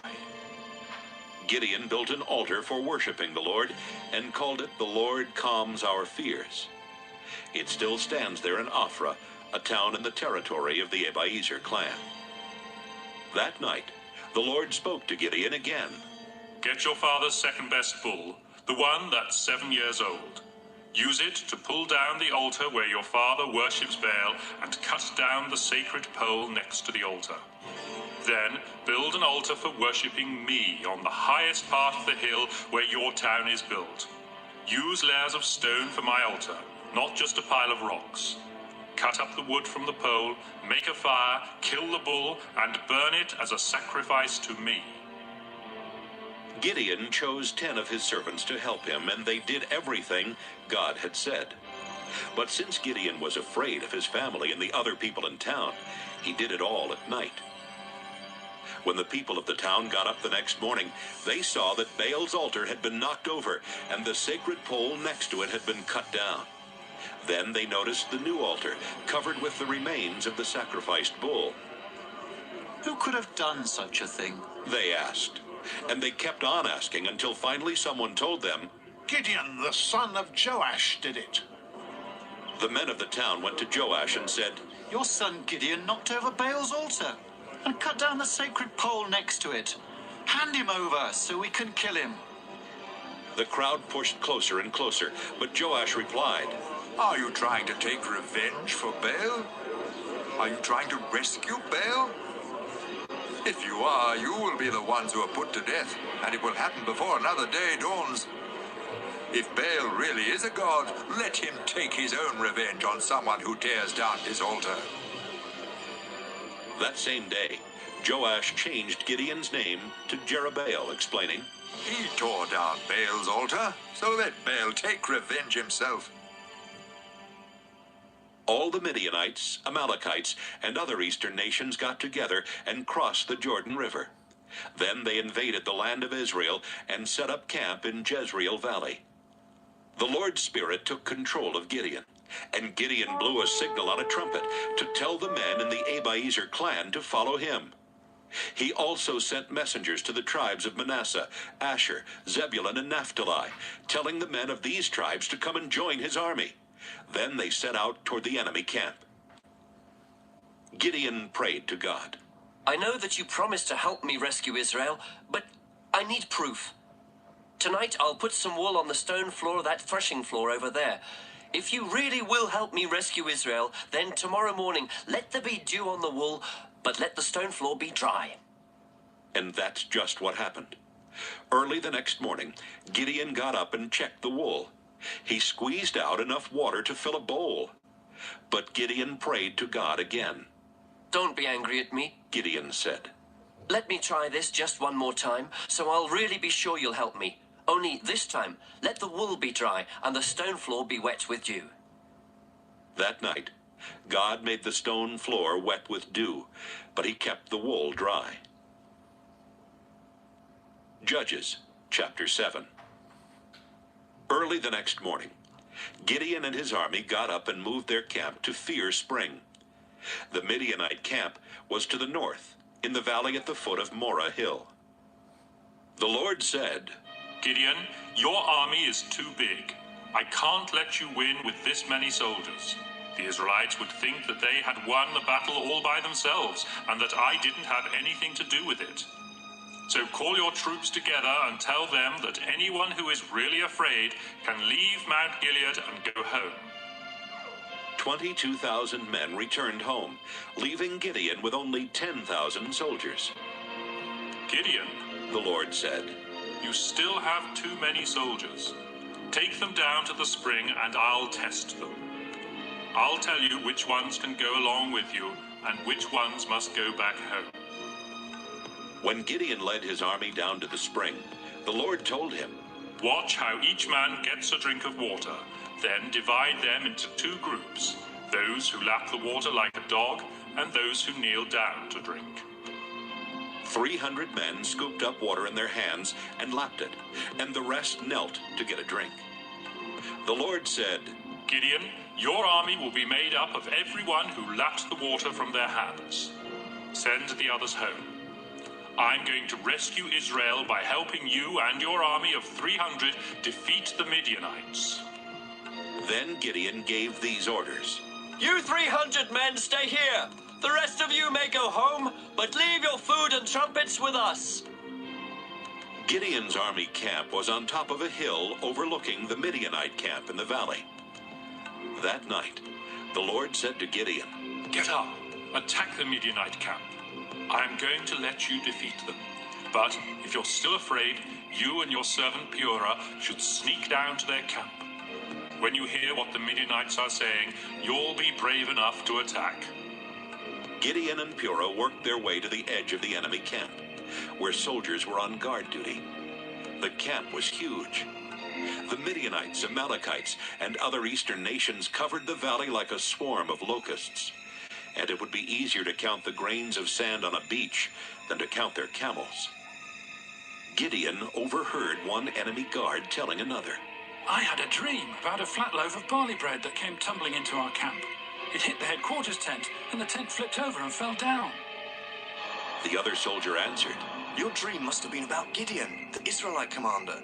It means God will let him and his army defeat the Midianite army and everyone else in our camp. As soon as Gideon heard about the dream and what it meant, he bowed down to praise God. Then he went back to the Israelite camp and shouted, Let's go! The Lord is going to let us defeat the Midianite army! Gideon divided his little army into 3 groups of 100 men, and he gave each soldier a trumpet and a large clay jar with a burning torch inside. Gideon said, When we get to the enemy camp, spread out and surround it. Then wait for me to blow a signal on my trumpet. As soon as you hear it, blow your trumpets and shout, Fight for the Lord! Fight for Gideon!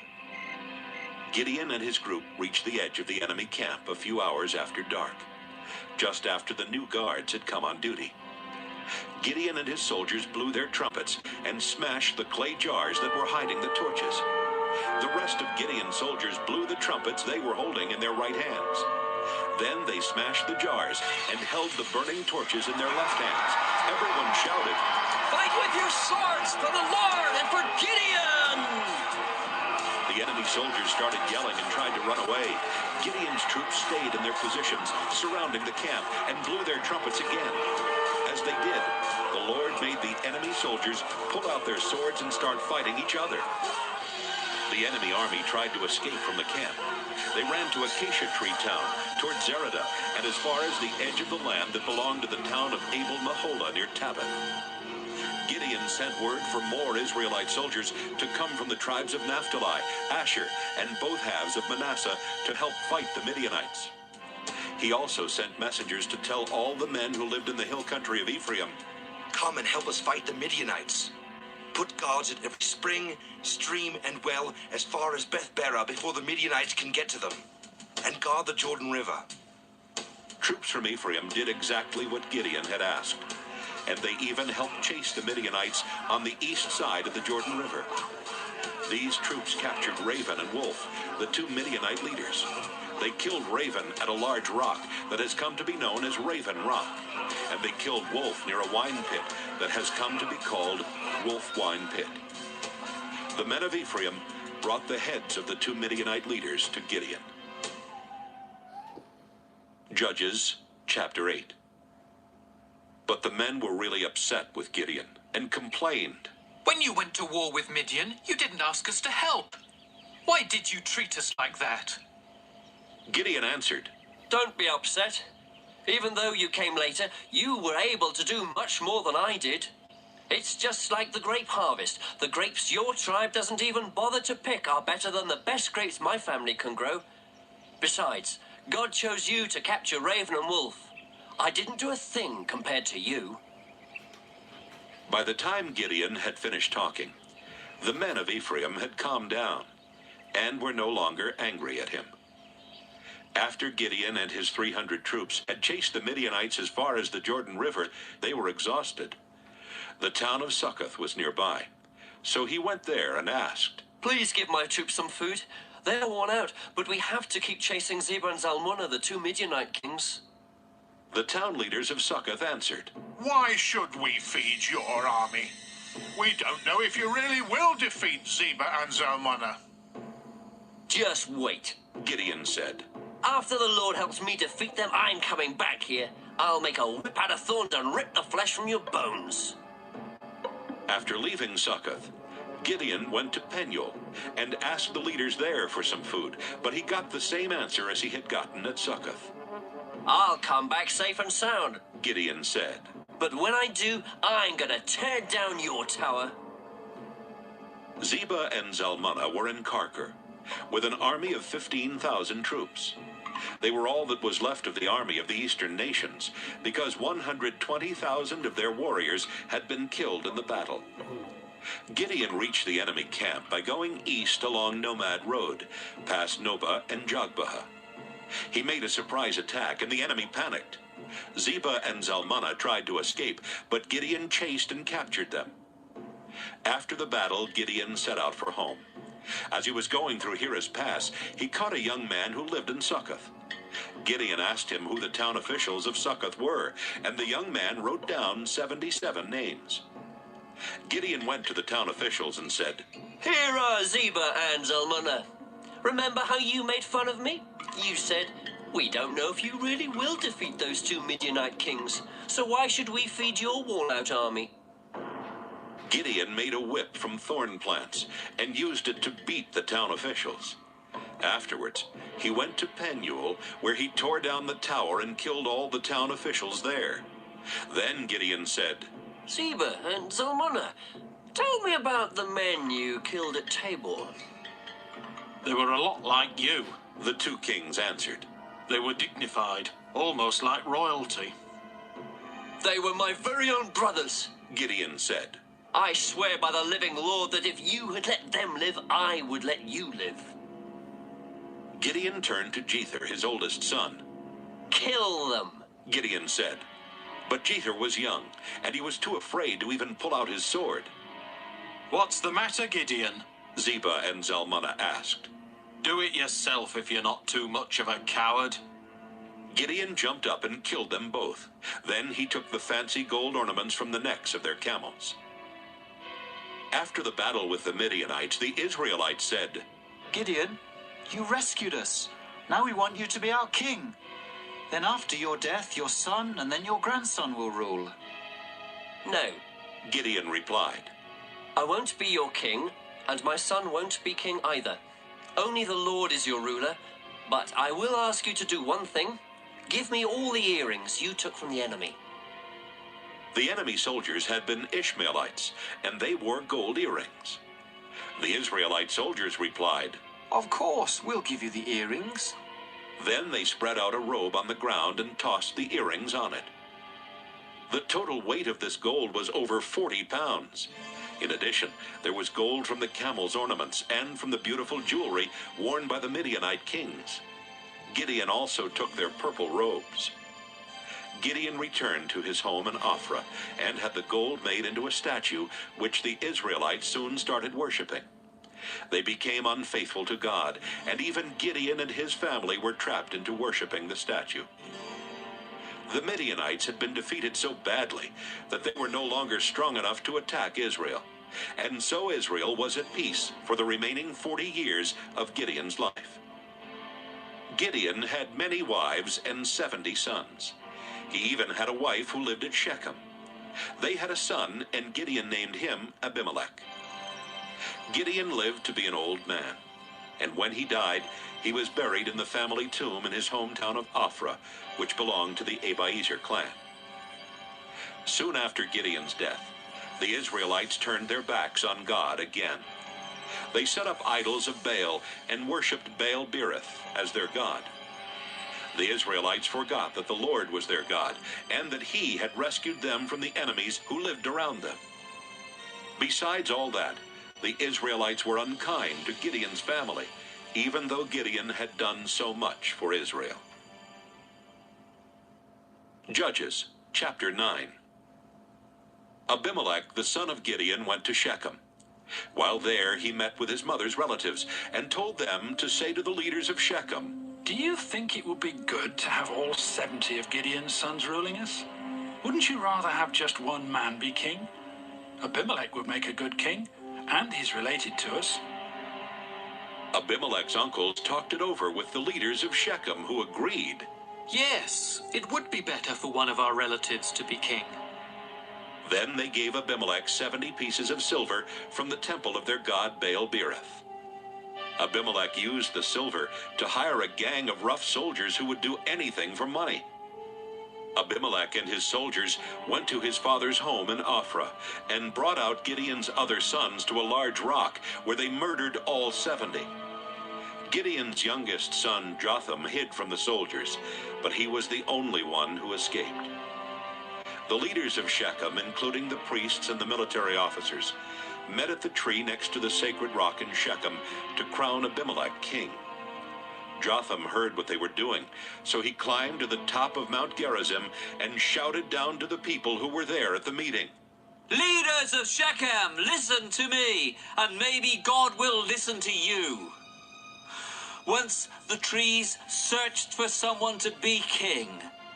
They asked the olive tree, will you be our king? But the olive tree replied, my oil brings honor to people and gods. I won't stop making oil just to have my branches wave above the other trees. Then they asked the fig tree, will you be our king? But the fig tree replied, I won't stop growing my delicious fruit just to have my branches wave above the other trees. Next they asked the grapevine, will you be our king? But the grapevine replied, my wine brings cheer to people and gods. I won't stop making wine just to have my branches wave above the other trees. Finally, they went to the thorn bush and asked, will you be our king? The thorn bush replied, if you really want me to be your king, then come into my shade and I will protect you. But if you're deceiving me, I'll start a fire that will spread out and destroy the cedars of Lebanon. After Jotham had finished telling this story, he said, my father Gideon risked his life for you when he fought to rescue you from the Midianites. Did you reward Gideon by being kind to his family? No, you did not. You attacked his family and killed all 70 of his sons on that rock. And was it right to make Abimelech your king? He's merely the son of my father's slave girl. But just because he's your relative, you made him king of Shechem. So, you leaders of Shechem, if you treated Gideon and his family the way you should have, then I hope you and Abimelech will make each other very happy. But if it was wrong to treat Gideon and his family the way you did, then I pray that Abimelech will destroy you with fire. And I pray that you will do the same to him. Jotham ran off and went to live in the town of Beer, where he could be safe from his brother Abimelech. Abimelech had been a military commander of Israel for 3 years when God decided to punish him and the leaders of Shechem for killing Gideon's 70 sons. So God turned the leaders of Shechem against Abimelech. Then they sent some men to hide on the hilltops and watch for Abimelech and his troops, while they sent others to rob everyone that went by on the road. But Abimelech found out what they were doing. One day, Gaal, son of Ebed, went to live in Shechem. His brothers moved there too, and soon the leaders of Shechem started trusting him. The time came for the grape harvest, and the people of Shechem went into their vineyards and picked the grapes. They put the grapes in their wine pits and walked on them to squeeze out the juice in order to make wine. Then they went into the temple of their god and threw a big party. There was a lot of eating and drinking, and before long they were cursing Abimelech. Gael said, Hamor was the founder of Shechem, and one of his descendants should be our ruler. But Abimelech's father was Gideon, so Abimelech isn't really one of us. He shouldn't be our king, and we shouldn't have to obey him or Zebul, who rules Shechem for him. If I were the ruler of Shechem, I'd get rid of that Abimelech. I'd tell him, get yourself an even bigger army, and we will still defeat you. Zebul was angry when he found out what Gael had said, and so he sent some messengers to Abimelech. But they had to pretend to be doing something else, or they would not have been allowed to leave Shechem. Zebul told the messengers to say, Gael, the son of Ebed, has come to Shechem along with his brothers, and they have persuaded the people to let Gael rule Shechem instead of you. This is what I think you should do. Lead your army here during the night and hide in the fields. Get up the next morning at sunrise and rush out of your hiding places to attack the town. Gael and his followers will come out to fight you, but you will easily defeat them. So one night, Abimelech led his soldiers to Shechem. He divided them into 4 groups, and they all hid near the town. The next morning, Gael went out and stood in the opening of the town gate. Abimelech and his soldiers left their hiding places, and Gael saw them. Zebul was standing there with Gael, and Gael remarked, Zebul, that looks like a crowd of people coming down from the mountaintops. No, Zebul answered. It's just the shadows of the mountains. It only looks like people moving. But Zebul, look over there. Gael said. There's a crowd coming down from the sacred mountain. And another group is coming along the road from the tree where people talk with the spirits of the dead. Then Zebul replied, What good is all your bragging now? You were the one who said Abimelech shouldn't be the ruler of Shechem. Out there is the army that you made fun of. So go out and fight them. Gael and the leaders of Shechem went out and fought Abimelech. Soon the people of Shechem turned and ran back into the town. However, Abimelech and his troops were close behind and killed many of them along the way. Abimelech stayed at Arumah, and Zebul forced Gael and his brothers out of Shechem. The next morning, the people of Shechem were getting ready to work in their fields as usual, but someone told Abimelech about it. Abimelech divided his army into 3 groups and set up an ambush in the fields near Shechem. When the people came out of the town, he and his army rushed out from their hiding places and attacked. Abimelech and the troops with him ran to the town gate and took control of it, while 2 other groups attacked and killed the people who were in the fields. He and his troops fought in Shechem all day until they had killed everyone in town. Then he and his men tore down the houses and buildings and scattered salt everywhere. Earlier that day, the leaders of the temple of El-Berith at Shechem had heard about the attack. So they went into the temple fortress. But Abimelech found out where they were. He led his troops to Mount Zalmon, where he took an axe and chopped off a tree branch. He lifted the branch onto his shoulder and shouted, Hurry! Cut off a branch just as I did. When they all had branches, they followed Abimelech back to Shechem. They piled the branches against the fortress and set them on fire, burning down the fortress and killing about 1,000 men and women. After destroying Shechem, Abimelech went to Thebez. He surrounded the town and captured it. But there was a tall fortress in the middle of the town, and the town leaders and everyone else went inside. Then they barred the gates and went up to the flat roof. Abimelech and his army rushed to the fortress and tried to force their way inside. Abimelech himself was about to set the heavy wooden doors on fire when a woman on the roof dropped a large rock on his head and cracked his skull.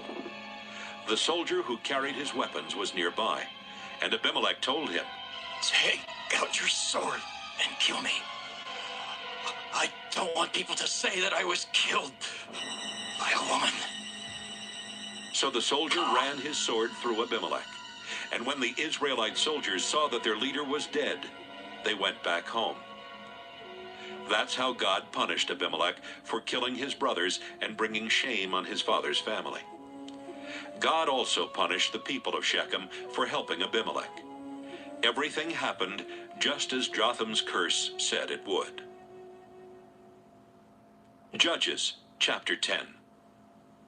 Tola was the next person to rescue Israel. He belonged to the Issachar tribe, but he lived in Shamer, a town in the hill country of Ephraim. His father was Pua, and his grandfather was Dodo. Tola was a leader of Israel for 23 years. Then he died and was buried in Shamer. The next leader of Israel was Jair, who lived in Gilead.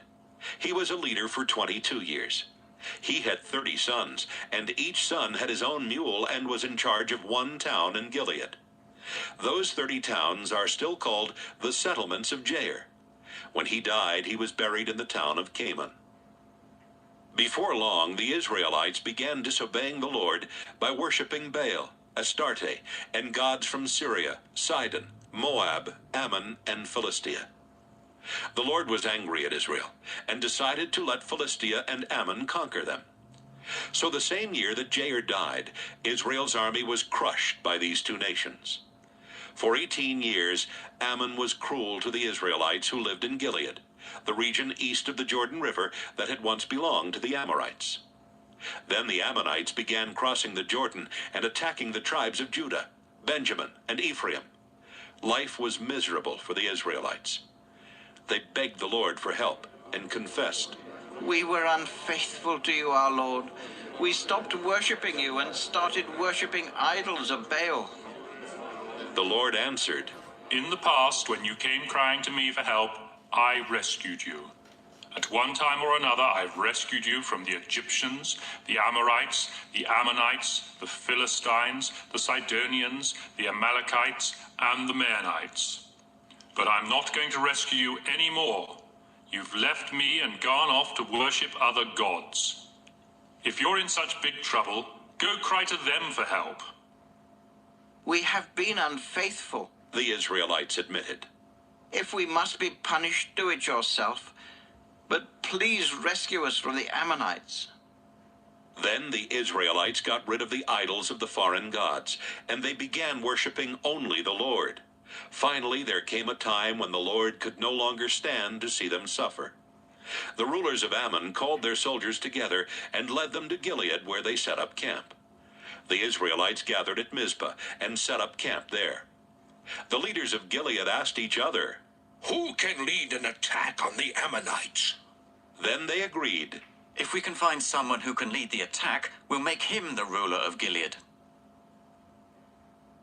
Judges chapter 11. The leaders of the Gilead clan decided to ask a brave warrior named Jephthah, son of Gilead, to lead the attack against the Ammonites. Even though Jephthah belonged to the Gilead clan, he had earlier been forced to leave the region where they had lived. Jephthah was the son of a prostitute, but his half-brothers were the sons of his father's wife. One day, his half-brothers told him, "You don't really belong to our family, so you can't have any of the family property." Then they forced Jephthah to leave home. Jephthah went to the country of Tob, where he was joined by a number of men who would do anything for money. So the leaders of Gilead went to Jephthah and said, "Please come back to Gilead. If you lead our army, we will be able to fight off the Ammonites."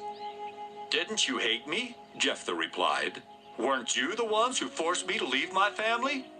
You're coming to me now just because you're in trouble." "But we do want you to come back," the leaders said. "And if you lead us in battle against the Ammonites, we will make you the ruler of Gilead." "All right," Jephthah said. "If I go back with you and the Lord lets me defeat the Ammonites, will you really make me your ruler?" "You have our word," the leaders answered. "and the Lord is a witness to what we have said."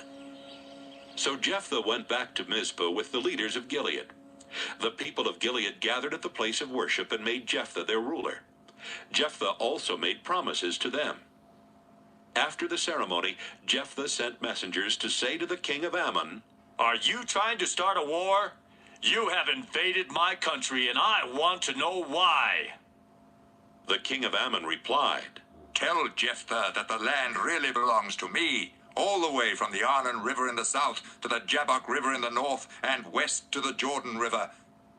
When the Israelites came out of Egypt, they stole it. Tell Jephthah to return it to me, and there won't be any war. Jephthah sent the messengers back to the king of Ammon, and they told him that Jephthah had said, Israel hasn't taken any territory from Moab or Ammon. When the Israelites came from Egypt, they traveled in the desert to the Red Sea and then to Kadesh. They sent messengers to the king of Edom and said, Please, let us go through your country. But the king of Edom refused. They also sent messengers to the king of Moab, but he wouldn't let them cross his country either. And so the Israelites stayed at Kadesh. A little later, the Israelites set out into the desert, going east of Edom and Moab, and camping on the eastern side of the Arnon River Gorge. The Arnon is the eastern border of Moab, and since the Israelites didn't cross it, they didn't even set foot in Moab. The Israelites sent messengers to the Amorite king Sihon of Heshbon. Please, they said, let our people go through your country to get to our own land. Sihon didn't think the Israelites could be trusted, so he called his army together. They set up camp at Jahaz, then they attacked the Israelite camp. But the Lord God helped Israel defeat Sihon and his army. Israel took over all of the Amorite land where Sihon's people had lived, from the Arnon River in the south to the Jabbok River in the north, and from the desert in the east to the Jordan River in the west. The messengers also told the king of Ammon that Jephthah had said, The Lord God of Israel helped his nation get rid of the Amorites and take their land. Now, do you think you're going to take over that same territory? If Chemosh, your God, takes over a country and gives it to you, don't you have a right to it? And if the Lord takes over a country and gives it to us, the land is ours. Are you better than Balak, the son of Zippor? He was the king of Moab, but he didn't quarrel with Israel or start a war with us. For 300 years, Israelites have been living in Heshbon and Aurora and in the nearby villages, and in the towns along the Arnon River Gorge. If the land really belonged to you Ammonites, you wouldn't have waited until now to try to get it back. I haven't done anything to you, but it's certainly wrong of you to start a war. I pray that the Lord will show whether Israel or Ammon is in the right. But the king of Ammon paid no attention to Jephthah's message. Then the Lord's Spirit took control of Jephthah, and Jephthah went through Gilead and Manasseh raising an army. Finally, he arrived at Mizpah in Gilead, where he promised the Lord, If you will let me defeat the Ammonites and come home safely, I will sacrifice to you whoever comes out to meet me first. From Mizpah, Jephthah attacked the Ammonites, and the Lord helped him defeat them. Jephthah and his army destroyed the 20 towns between Aurora and Minnith, and others as far as Abel-Kiramim. After that, the Ammonites could not invade Israel anymore.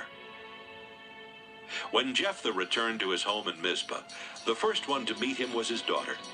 She was playing a tambourine and dancing to celebrate his victory, and she was his only child.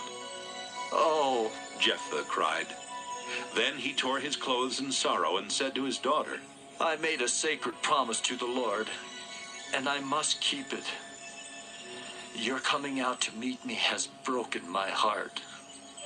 Father, she said, you made a sacred promise to the Lord, and he let you defeat the Ammonites. Now you must do what you promised, even if it means I must die. But first, please let me spend 2 months wandering in the hill country with my friends. We will cry together because I can never get married and have children. Yes, you may have 2 months, Jephthah said. She and some other girls left, and for 2 months they wandered in the hill country, crying because she could never get married and have children. Then she went back to her father. He did what he had promised, and she never got married. That's why every year, Israelite girls walk around for 4 days weeping for Jephthah's daughter. Judges, chapter 12. The men of the Ephraim tribe got together an army and went across the Jordan River to Zaphon to meet with Jephthah. They said, Why did you go to war with the Ammonites without asking us to help? Just for that, we're going to burn down your house with you inside. But I did ask for your help, Jephthah answered. That was back when the people of Gilead and I were having trouble with the Ammonites, and you wouldn't do a thing to help us. So, when we realized you weren't coming, we risked our lives and attacked the Ammonites, and the Lord let us defeat them. There's no reason for you to come here today to attack me. But the men from Ephraim said, You people of Gilead are nothing more than refugees from Ephraim. You even live on land that belongs to the tribes of Ephraim and Manasseh. So Jephthah called together the army of Gilead. Then they attacked and defeated the army from Ephraim. The army of Gilead also posted guards at all the places where the soldiers from Ephraim could cross the Jordan River to return to their own land. Whenever one of the men from Ephraim would try to cross the river, the guards would say, Are you from Ephraim? No, the man would answer, I'm not from Ephraim. The guards would then tell them to say Shibboleth, because they knew that people of Ephraim could say Sibboleth, but not Shibboleth. If the man said Sibboleth, the guards would grab him and kill him right there. Altogether, 42,000 men from Ephraim were killed in the battle and at the Jordan. Jephthah was a leader of Israel for 6 years before he died and was buried in his hometown Mizpah in Gilead. Ibzan, the next leader of Israel, came from Bethlehem. He had 30 daughters and 30 sons, and he let them all marry outside his clan. Ibzan was a leader for 7 years before he died and was buried in Bethlehem. Elon from the Zebulun tribe was the next leader of Israel. He was a leader for 10 years before he died and was buried in Ajalon that belonged to the Zebulun tribe. Abdon, the son of Hillel, was the next leader of Israel. He had 40 sons and 30 grandsons, and each one of them had his own donkey. Abdon was a leader for 8 years before he died and was buried in his hometown of Pirathon, which is located in the part of the hill country of Ephraim where Amalekites used to live. Judges chapter 13. Once again, the Israelites started disobeying the Lord, so he let the Philistines take control of Israel for 40 years. Manoah from the tribe of Dan lived in the town of Zorah. His wife was not able to have children, but one day an angel from the Lord appeared to her and said, You have never been able to have any children, but very soon you will be pregnant and have a son. He will belong to God from the day he is born, so his hair must never be cut. And even before he is born, you must not drink any wine or beer or eat any food forbidden by God's laws. Your son will begin to set Israel free from the Philistines, the angel said. She went to Manoah and said, A prophet who looked like an angel of God came and talked to me. I was so frightened that I didn't even ask where he was from. He didn't tell me his name, but he did say that I'm going to have a baby boy. I'm not supposed to drink any wine or beer or eat any food forbidden by God's laws. Our son will belong to God for as long as he lives. Then Manoah prayed, Our Lord, please send that prophet again and let him tell us what to do for the son we are going to have. God answered Manoah's prayer, and the angel went back to Manoah's wife while she was resting in the fields. Manoah wasn't there at the time, so she found him and said, That same man is here again. He's the one I saw the other day. Manoah went with his wife and asked the man, Are you the one who spoke to my wife? Yes, I am, he answered. Manoah then asked, When your promise comes true, what rules must he obey and what will be his work? Your wife must be careful to do everything I told her, the Lord's angel answered. She must not eat or drink anything made from grapes. She must not drink wine or beer or eat anything forbidden by God's laws. I told her exactly what to do. Please, Manoah said, stay here with us for just a little while, and we'll fix a young goat for you to eat. Manoah didn't realize that he was really talking to one of the Lord's angels. The angel answered, I can stay for a little while, although I won't eat any of your food. But if you would like to offer the goat as a sacrifice to the Lord, that would be fine. Manoah said, Tell us your name so we can honor you after our son is born. No, the angel replied. You don't need to know my name. And if you did, you couldn't understand it. So Manoah took a young goat over to a large rock he had chosen for an altar, and he built a fire on the rock. Then he killed the goat and offered it with some grain as a sacrifice to the Lord. But then an amazing thing happened.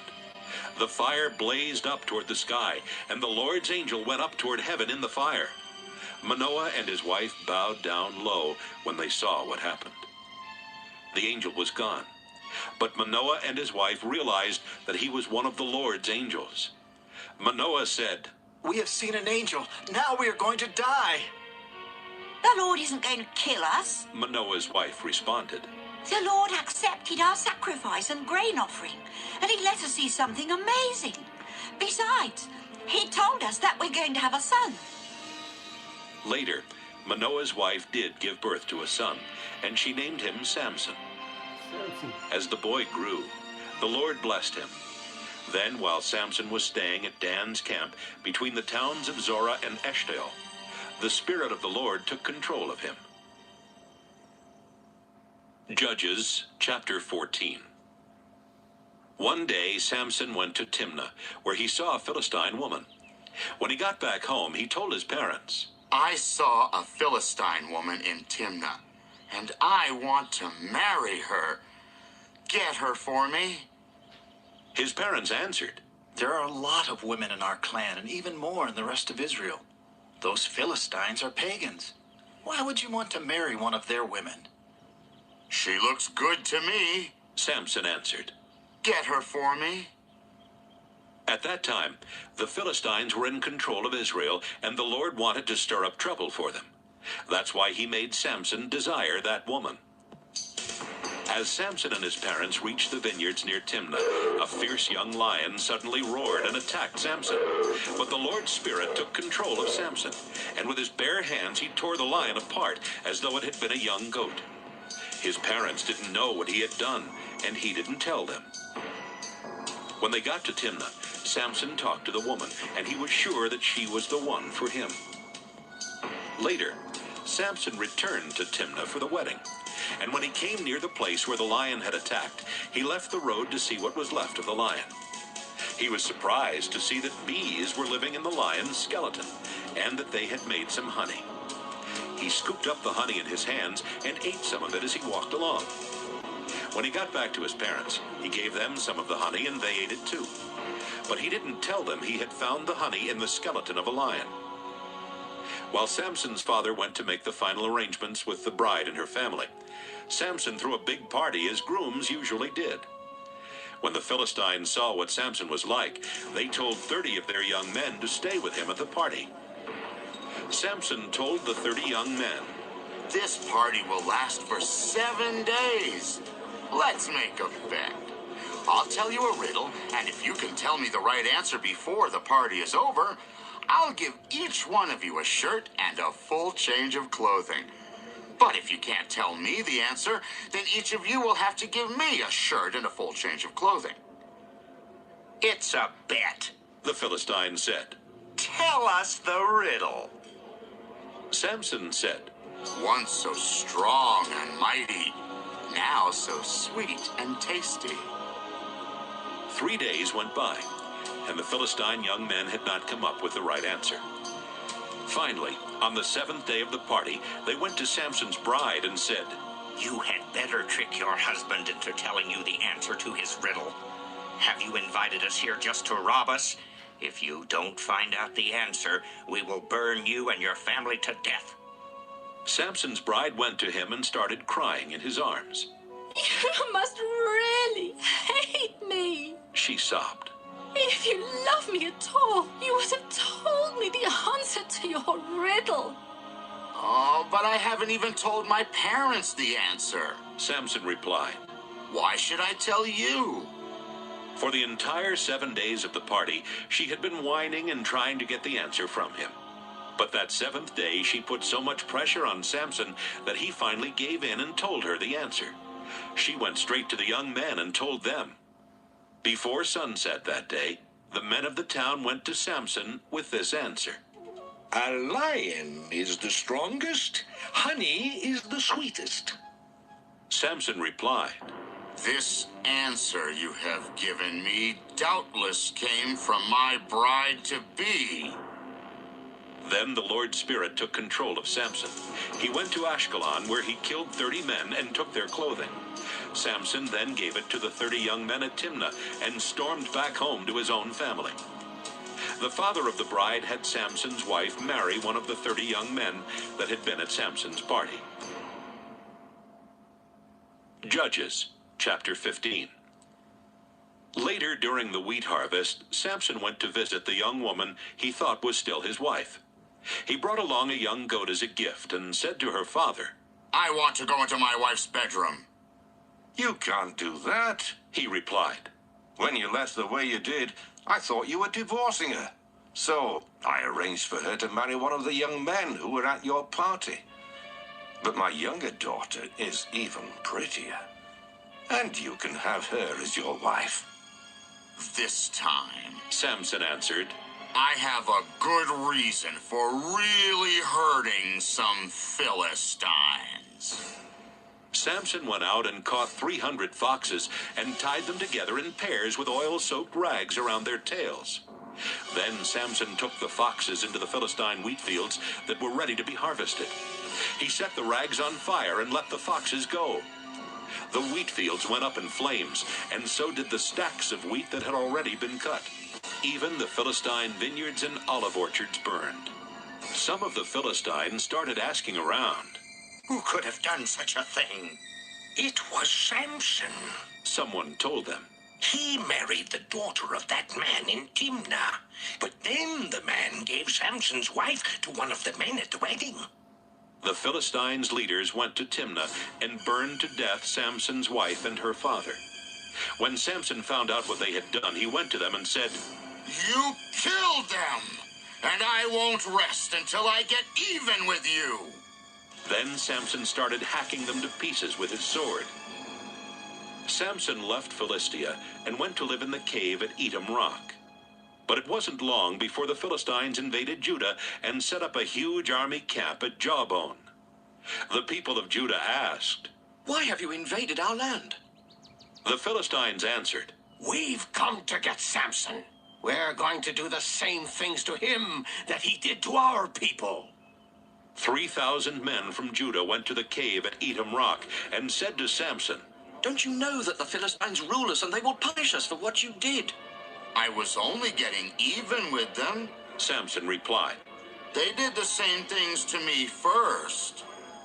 "We came here to tie you up and turn you over to them," said the men of Judah. "I won't put up a fight," Samson answered. "But you have to promise not to hurt me yourselves." "We promise," the men said. "We will only tie you up and turn you over to the Philistines. We won't kill you."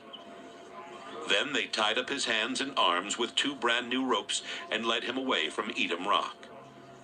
When the Philistines saw that Samson was being brought to their camp at Jawbone, they started shouting and ran toward him.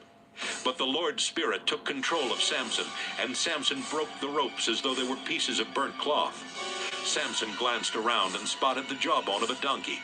The jawbone had not yet dried out, so it was still hard and heavy. Samson grabbed it and started hitting Philistines. He killed 1,000 of them. After the fighting was over, he made up this poem about what he had done to the Philistines. I used a donkey's jawbone to kill 1,000 men. I beat them with this jawbone over and over again. Samson tossed the jawbone on the ground and decided to call the place Jawbone Hill. It is still called that today. Samson was so thirsty that he prayed, Our Lord, you helped me win a battle against a whole army. Please don't let me die of thirst now. Those heathen Philistines will carry off my dead body. Samson was tired and weary, but God sent water gushing from a rock. Samson drank some and felt strong again. Samson named the place Caller Spring because he had called out to God for help. The spring is still there at Jawbone.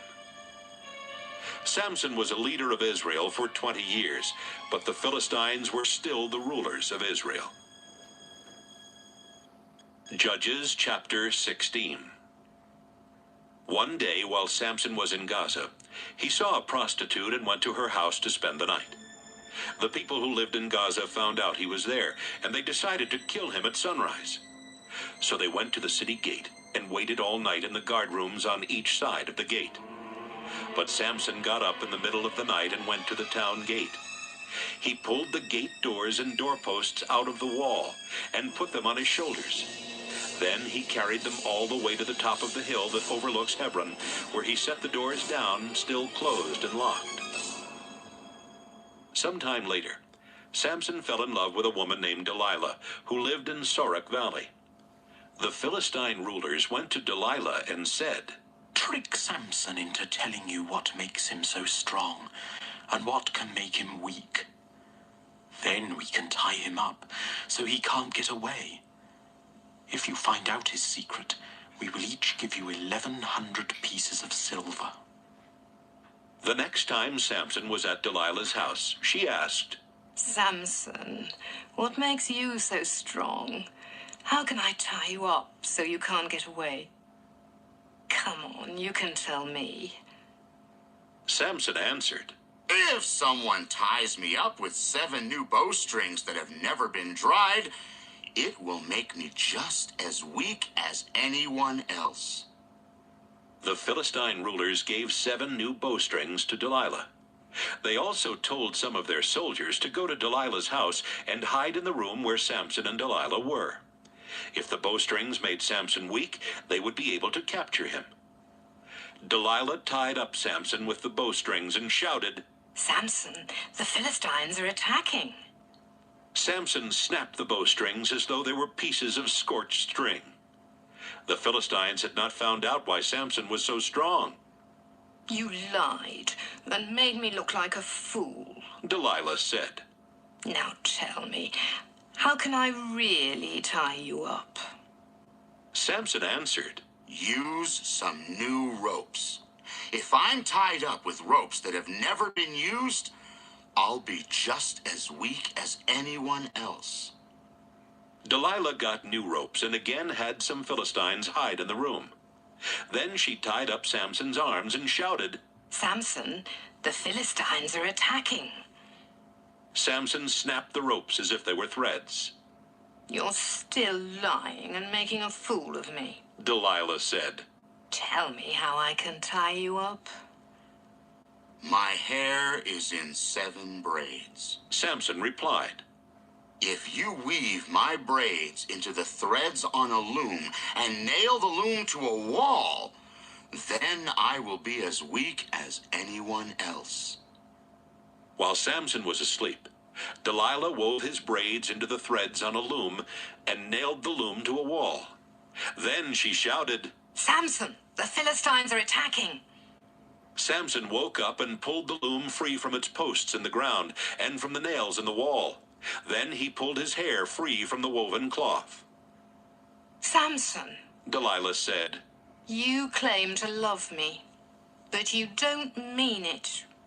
You've made me look like a fool 3 times now. And you still haven't told me why you're so strong. Delilah started nagging and pestering him day after day until he couldn't stand it any longer. Finally, Samson told her the truth. I have belonged to God ever since I was born. So my hair has never been cut. If it were ever cut off, my strength would leave me, and I would be as weak as anyone else. Delilah realized that he was telling the truth. So she sent someone to tell the Philistine rulers, Come to my house one more time.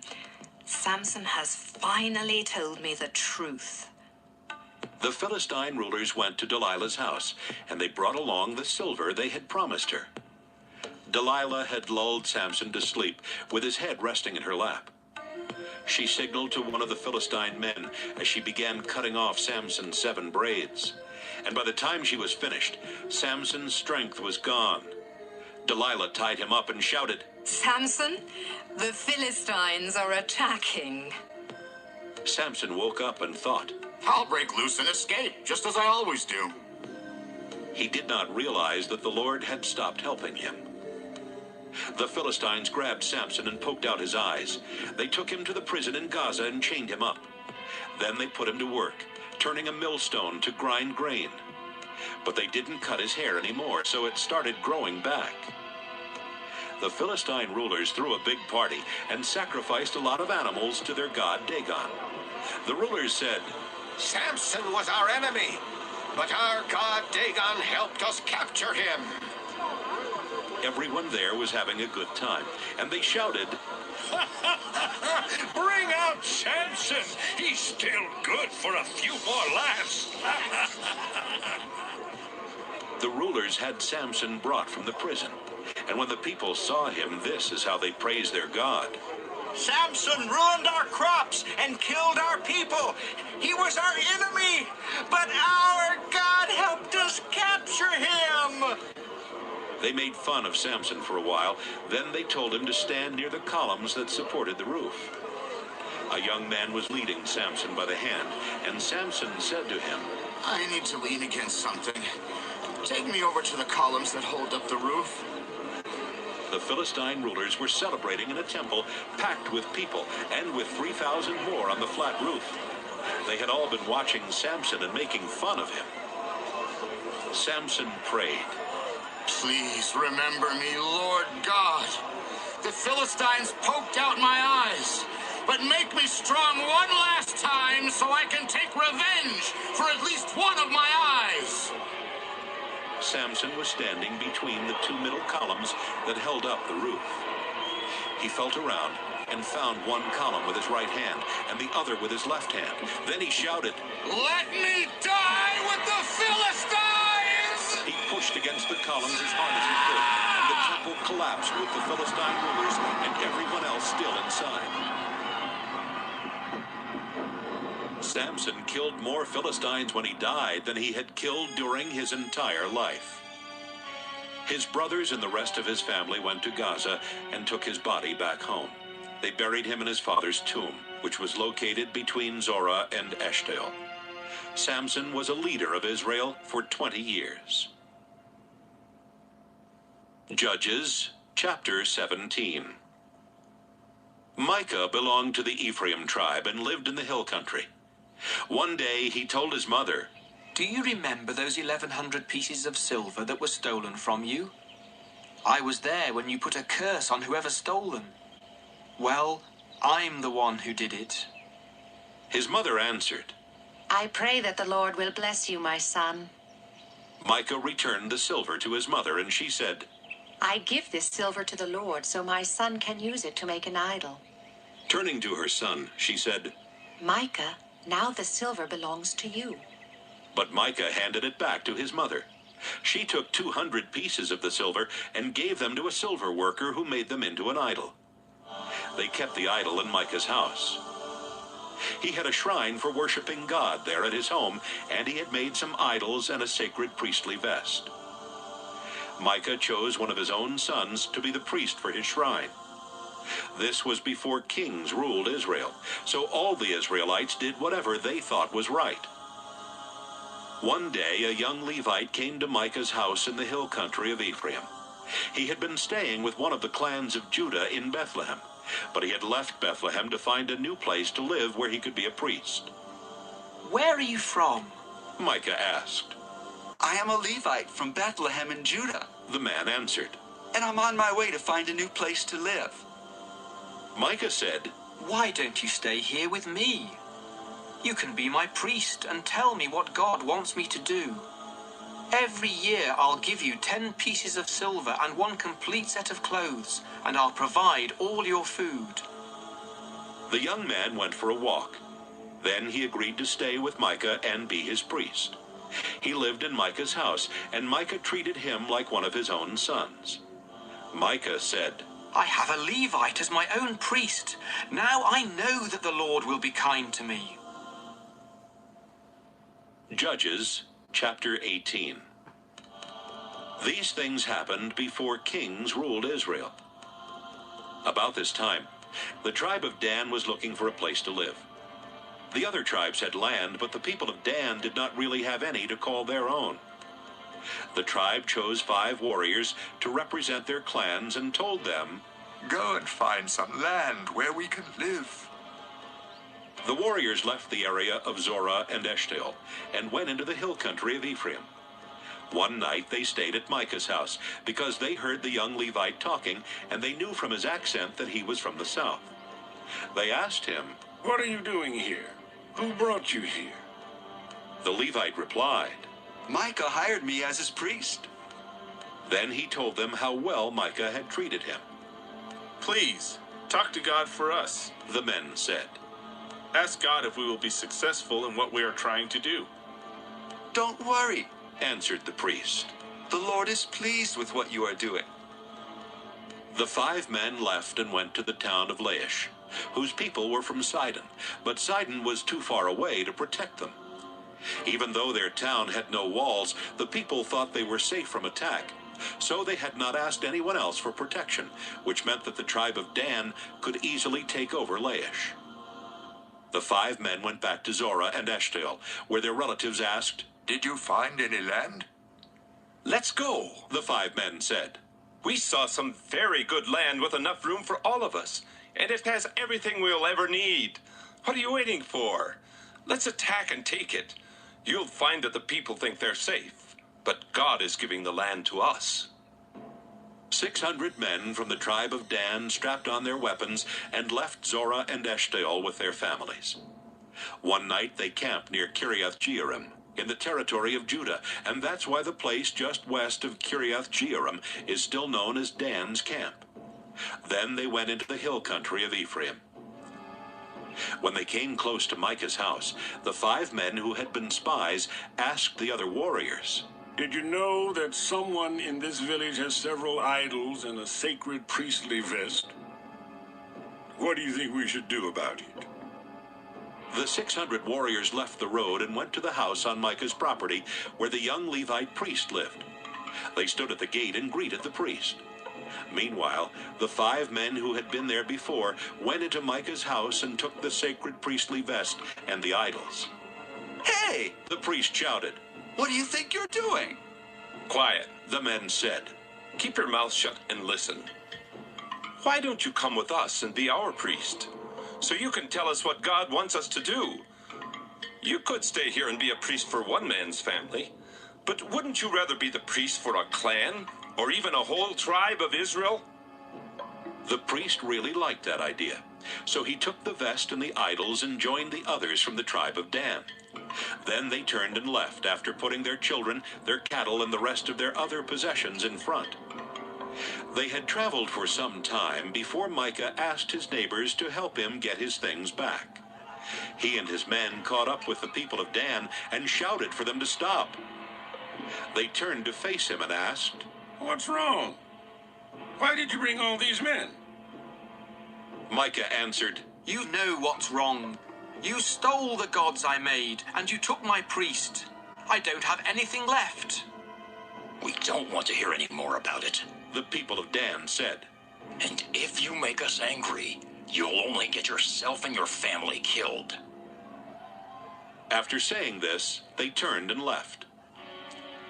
Micah realized there was no way he could win a fight with them, and so he went back home. The tribe of Dan took Micah's priest and the things Micah had made and headed for Laish, which was located in a valley controlled by the town of Beth Rehob. Laish was defenseless because it had no walls and was too far from Sidon for the Sidonians to help defend it. The leaders of Laish had not even asked nearby towns to help them in case of an attack. The warriors from Dan made a surprise attack on Laish, killing everyone and burning it down. Then they rebuilt the town and settled there themselves. But they named it Dan after one of Israel's sons, who was the ancestor of their tribe. Even though the place of worship was in Shiloh, the people of Dan set up the idol Micah had made. They worshipped the idol, and the Levite was their priest. His name was Jonathan, and he was a descendant of Gershom, the son of Moses. His descendants served as priests for the tribe of Dan until the people of Israel were taken away as prisoners by their enemies. Judges chapter 19. Before kings ruled Israel, a Levite was living deep in the hill country of the Ephraim tribe. He married a woman from Bethlehem in Judah, but she was unfaithful and went back to live with her family in Bethlehem. 4 months later, her husband decided to try and talk her into coming back. So he went to Bethlehem, taking along a servant and 2 donkeys. He talked with his wife, and she invited him into their family's home. Her father was glad to see him and did not want him to leave. So the man stayed 3 days, eating and drinking with his father-in-law. When everyone got up on the 4th day, the Levite started getting ready to go home. But his father-in-law said, "Don't leave until you have a bite to eat. You'll need strength for your journey." The 2 men sat down together and ate a big meal. "Come on," the man's father-in-law said. "Stay tonight and have a good time." The Levite tried to leave, but his father-in-law insisted, and he spent 1 more night. The 5th day, the man got up early to leave, but his wife's father said, "You need to keep up your strength. Why don't you leave right after lunch?" So the 2 of them started eating. Finally, the Levite got up from the meal so he and his wife and servant could leave. "Look," his father-in-law said, "it's already late afternoon, and if you leave now, you won't get very far before dark. Stay with us 1 more night and enjoy yourself. Then you can get up early tomorrow morning and start home." But the Levite decided not to spend the night there again. He had the saddles put on his 2 donkeys.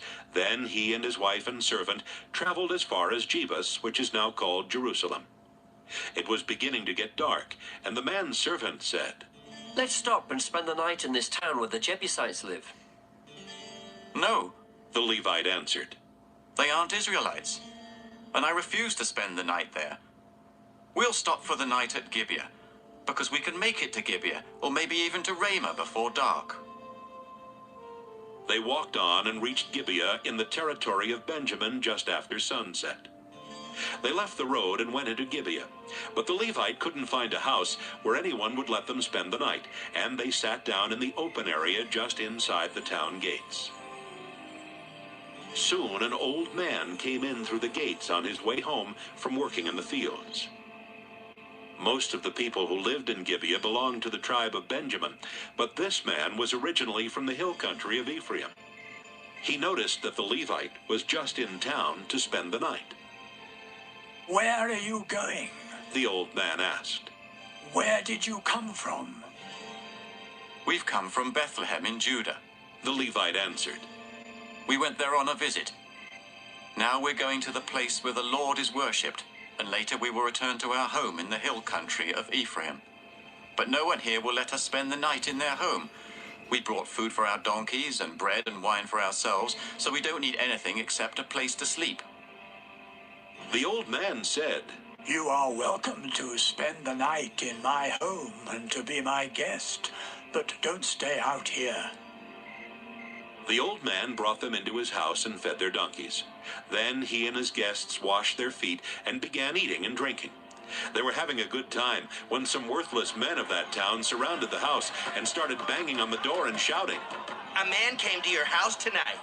Send him out so we can have sex with him."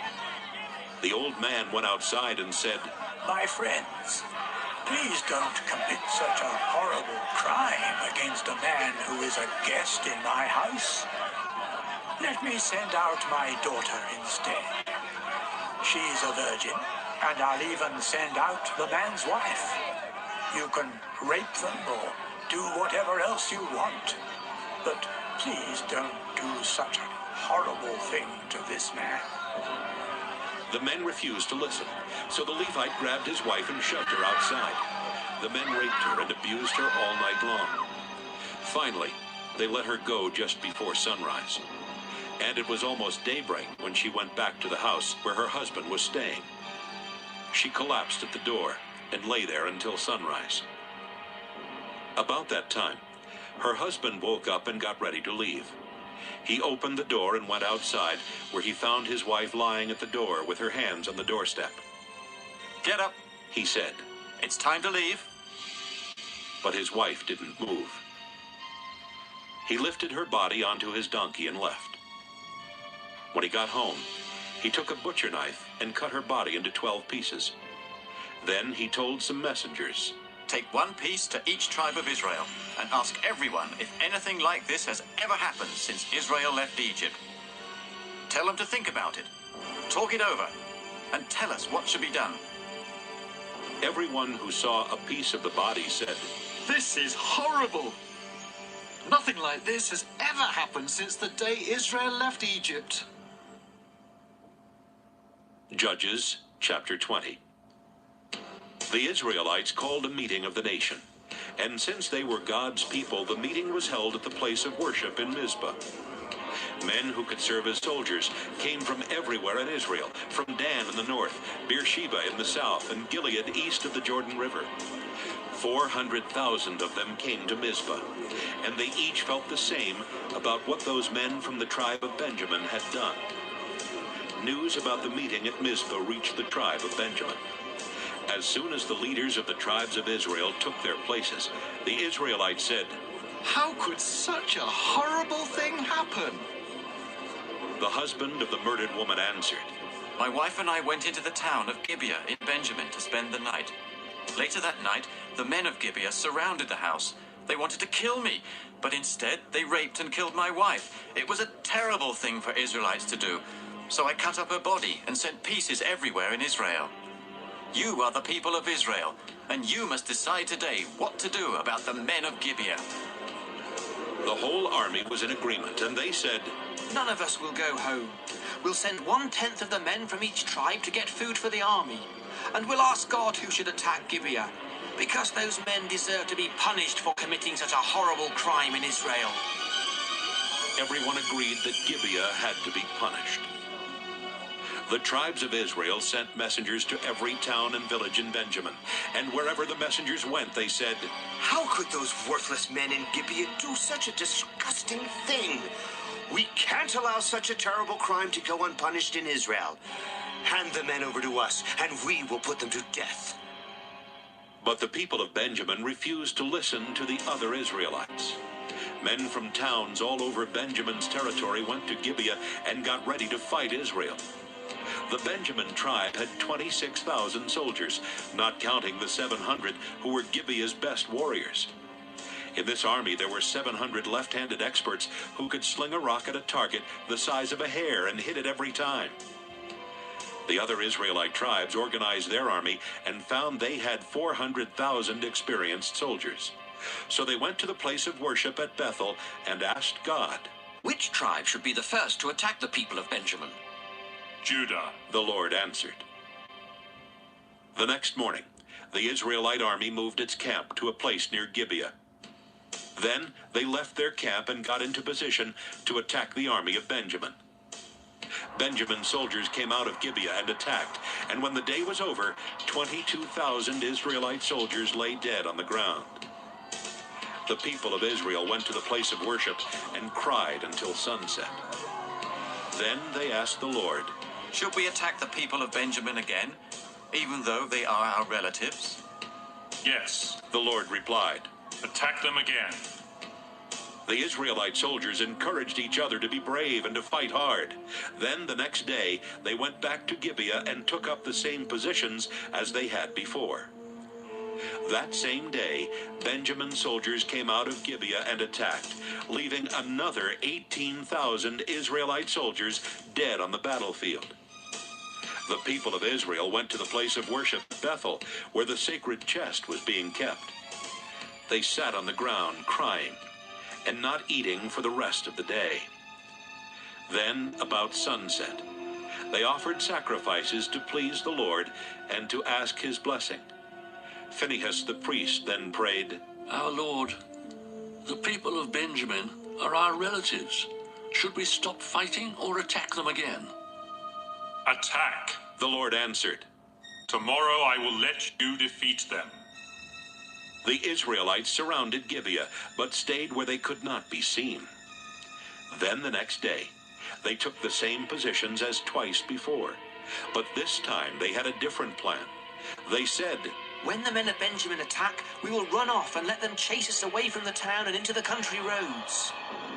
The soldiers of Benjamin attacked the Israelite army and started pushing it back from the town. They killed about 30 Israelites in the fields and along the road between Gibeah and Bethel. The men of Benjamin were thinking, "We're mowing them down like we did before." The Israelites were running away, but they headed for Baal Tamar, where they regrouped. They had set an ambush, and they were sure it would work. 10,000 of Israel's best soldiers had been hiding west of Gibeah, and as soon as the men of Benjamin chased the Israelites into the countryside, these 10,000 soldiers made a surprise attack on the town gates. They dashed in and captured Gibeah, killing everyone there.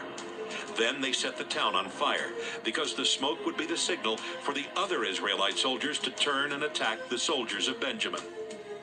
The fighting had been so heavy around the soldiers of Benjamin that they did not know the trouble they were in. But then they looked back and saw clouds of smoke rising from the town. They looked in front and saw the soldiers of Israel turning to attack. This terrified them, because they realized that something horrible was happening. And it was horrible. Over 25,000 soldiers of Benjamin died that day. And those who were left alive knew that the Lord had given Israel the victory. The men of Benjamin headed down the road toward the desert, trying to escape from the Israelites. But the Israelites stayed right behind them, keeping up their attack. Men even came out of the nearby towns to help kill the men of Benjamin, who were having to fight on all sides. The Israelite soldiers never let up their attack. They chased and killed the warriors of Benjamin as far as a place directly east of Gibeah, until 18,000 of these warriors lay dead. Some other warriors of Benjamin turned and ran down the road toward Rimmon Rock in the desert. The Israelites killed 5,000 of them on the road, then chased the rest until they had killed 2,000 more. 25,000 soldiers of Benjamin died that day, all of them experienced warriors. Only 600 of them finally made it into the desert to Rimmon Rock, where they stayed for 4 months. The Israelites turned back and went to every town in Benjamin's territory, killing all the people and animals and setting the towns on fire. Judges chapter 21. When the Israelites had met at Mizpah before the war with Benjamin, they had made this sacred promise. "None of us will ever let our daughters marry any man from Benjamin." After the war with Benjamin, the Israelites went to the place of worship at Bethel and sat there until sunset. They cried loudly and bitterly and prayed, Our Lord, you are the God of Israel. Why did you let this happen? Now one of our tribes is almost gone. Early the next morning, the Israelites built an altar and offered sacrifices to please the Lord and to ask his blessing. Then they asked each other, Did any of the tribes of Israel fail to come to the place of worship? We made a sacred promise that anyone who didn't come to the meeting at Mizpah would be put to death. The Israelites were sad about what had happened to the Benjamin tribe. And they said, One of our tribes was almost wiped out. Only a few men of Benjamin weren't killed in the war. We need to get wives for them, so that the tribe won't completely disappear. But how can we do that after promising in the Lord's name that we wouldn't let them marry any of our daughters? Again, the Israelites asked, Did any of the tribes stay away from the meeting at Mizpah? After asking around, they discovered that no one had come from Jabesh in Gilead. So they sent 12,000 warriors with these orders. Attack Jabesh in Gilead and kill everyone, except the women who have never been married. The warriors attacked Jabesh in Gilead and returned to their camp in Canaan with 400 young women. The Israelites met and sent messengers to the men of Benjamin at Rimmon Rock, telling them that the Israelites were willing to make peace with them. So the men of Benjamin came back from Rimmon Rock, and the Israelites let them marry the young women from Jabesh. But there weren't enough women. The Israelites were very sad, because the Lord had almost wiped out one of their tribes. Then their national leaders said, All the women of the Benjamin tribe were killed. How can we get wives for the men of Benjamin who are left? If they don't have children, one of the Israelite tribes will die out. But we can't let the men of Benjamin marry any of our daughters. We made a sacred promise not to do that. And if we break our promise, we will be under our own curse. Then someone suggested, What about the Lord's festival that takes place each year in Shiloh? It's held north of Bethel, south of Lebona, and just east of the road that goes from Bethel to Shechem. The leaders told the men of Benjamin who still did not have wives, Go to Shiloh and hide in the vineyards near the festival. Wait there for the young women of Shiloh to come out and perform their dances. Then rush out and grab one of the young women. Then take her home as your wife. If the fathers or brothers of these women complain about this, we'll say, be kind enough to let those men keep your daughter. After all, we couldn't get enough wives for all the men of Benjamin in the Battle of Jabesh. And because you didn't give them permission to marry your daughters, you won't be under the curse we earlier agreed on. The men of Benjamin went to Shiloh and hid in the vineyards. The young women soon started dancing, and each man grabbed one of them and carried her off. Then the men of Benjamin went back to their own land and rebuilt their towns and started living in them again. Afterwards, the rest of the Israelites returned to their homes and families. In those days, Israel wasn't ruled by a king, and everyone did what they thought was right.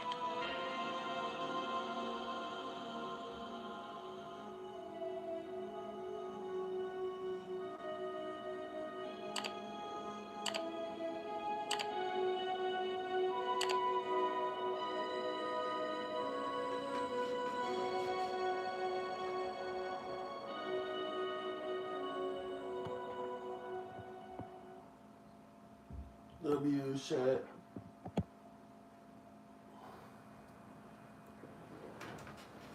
See y'all later, man.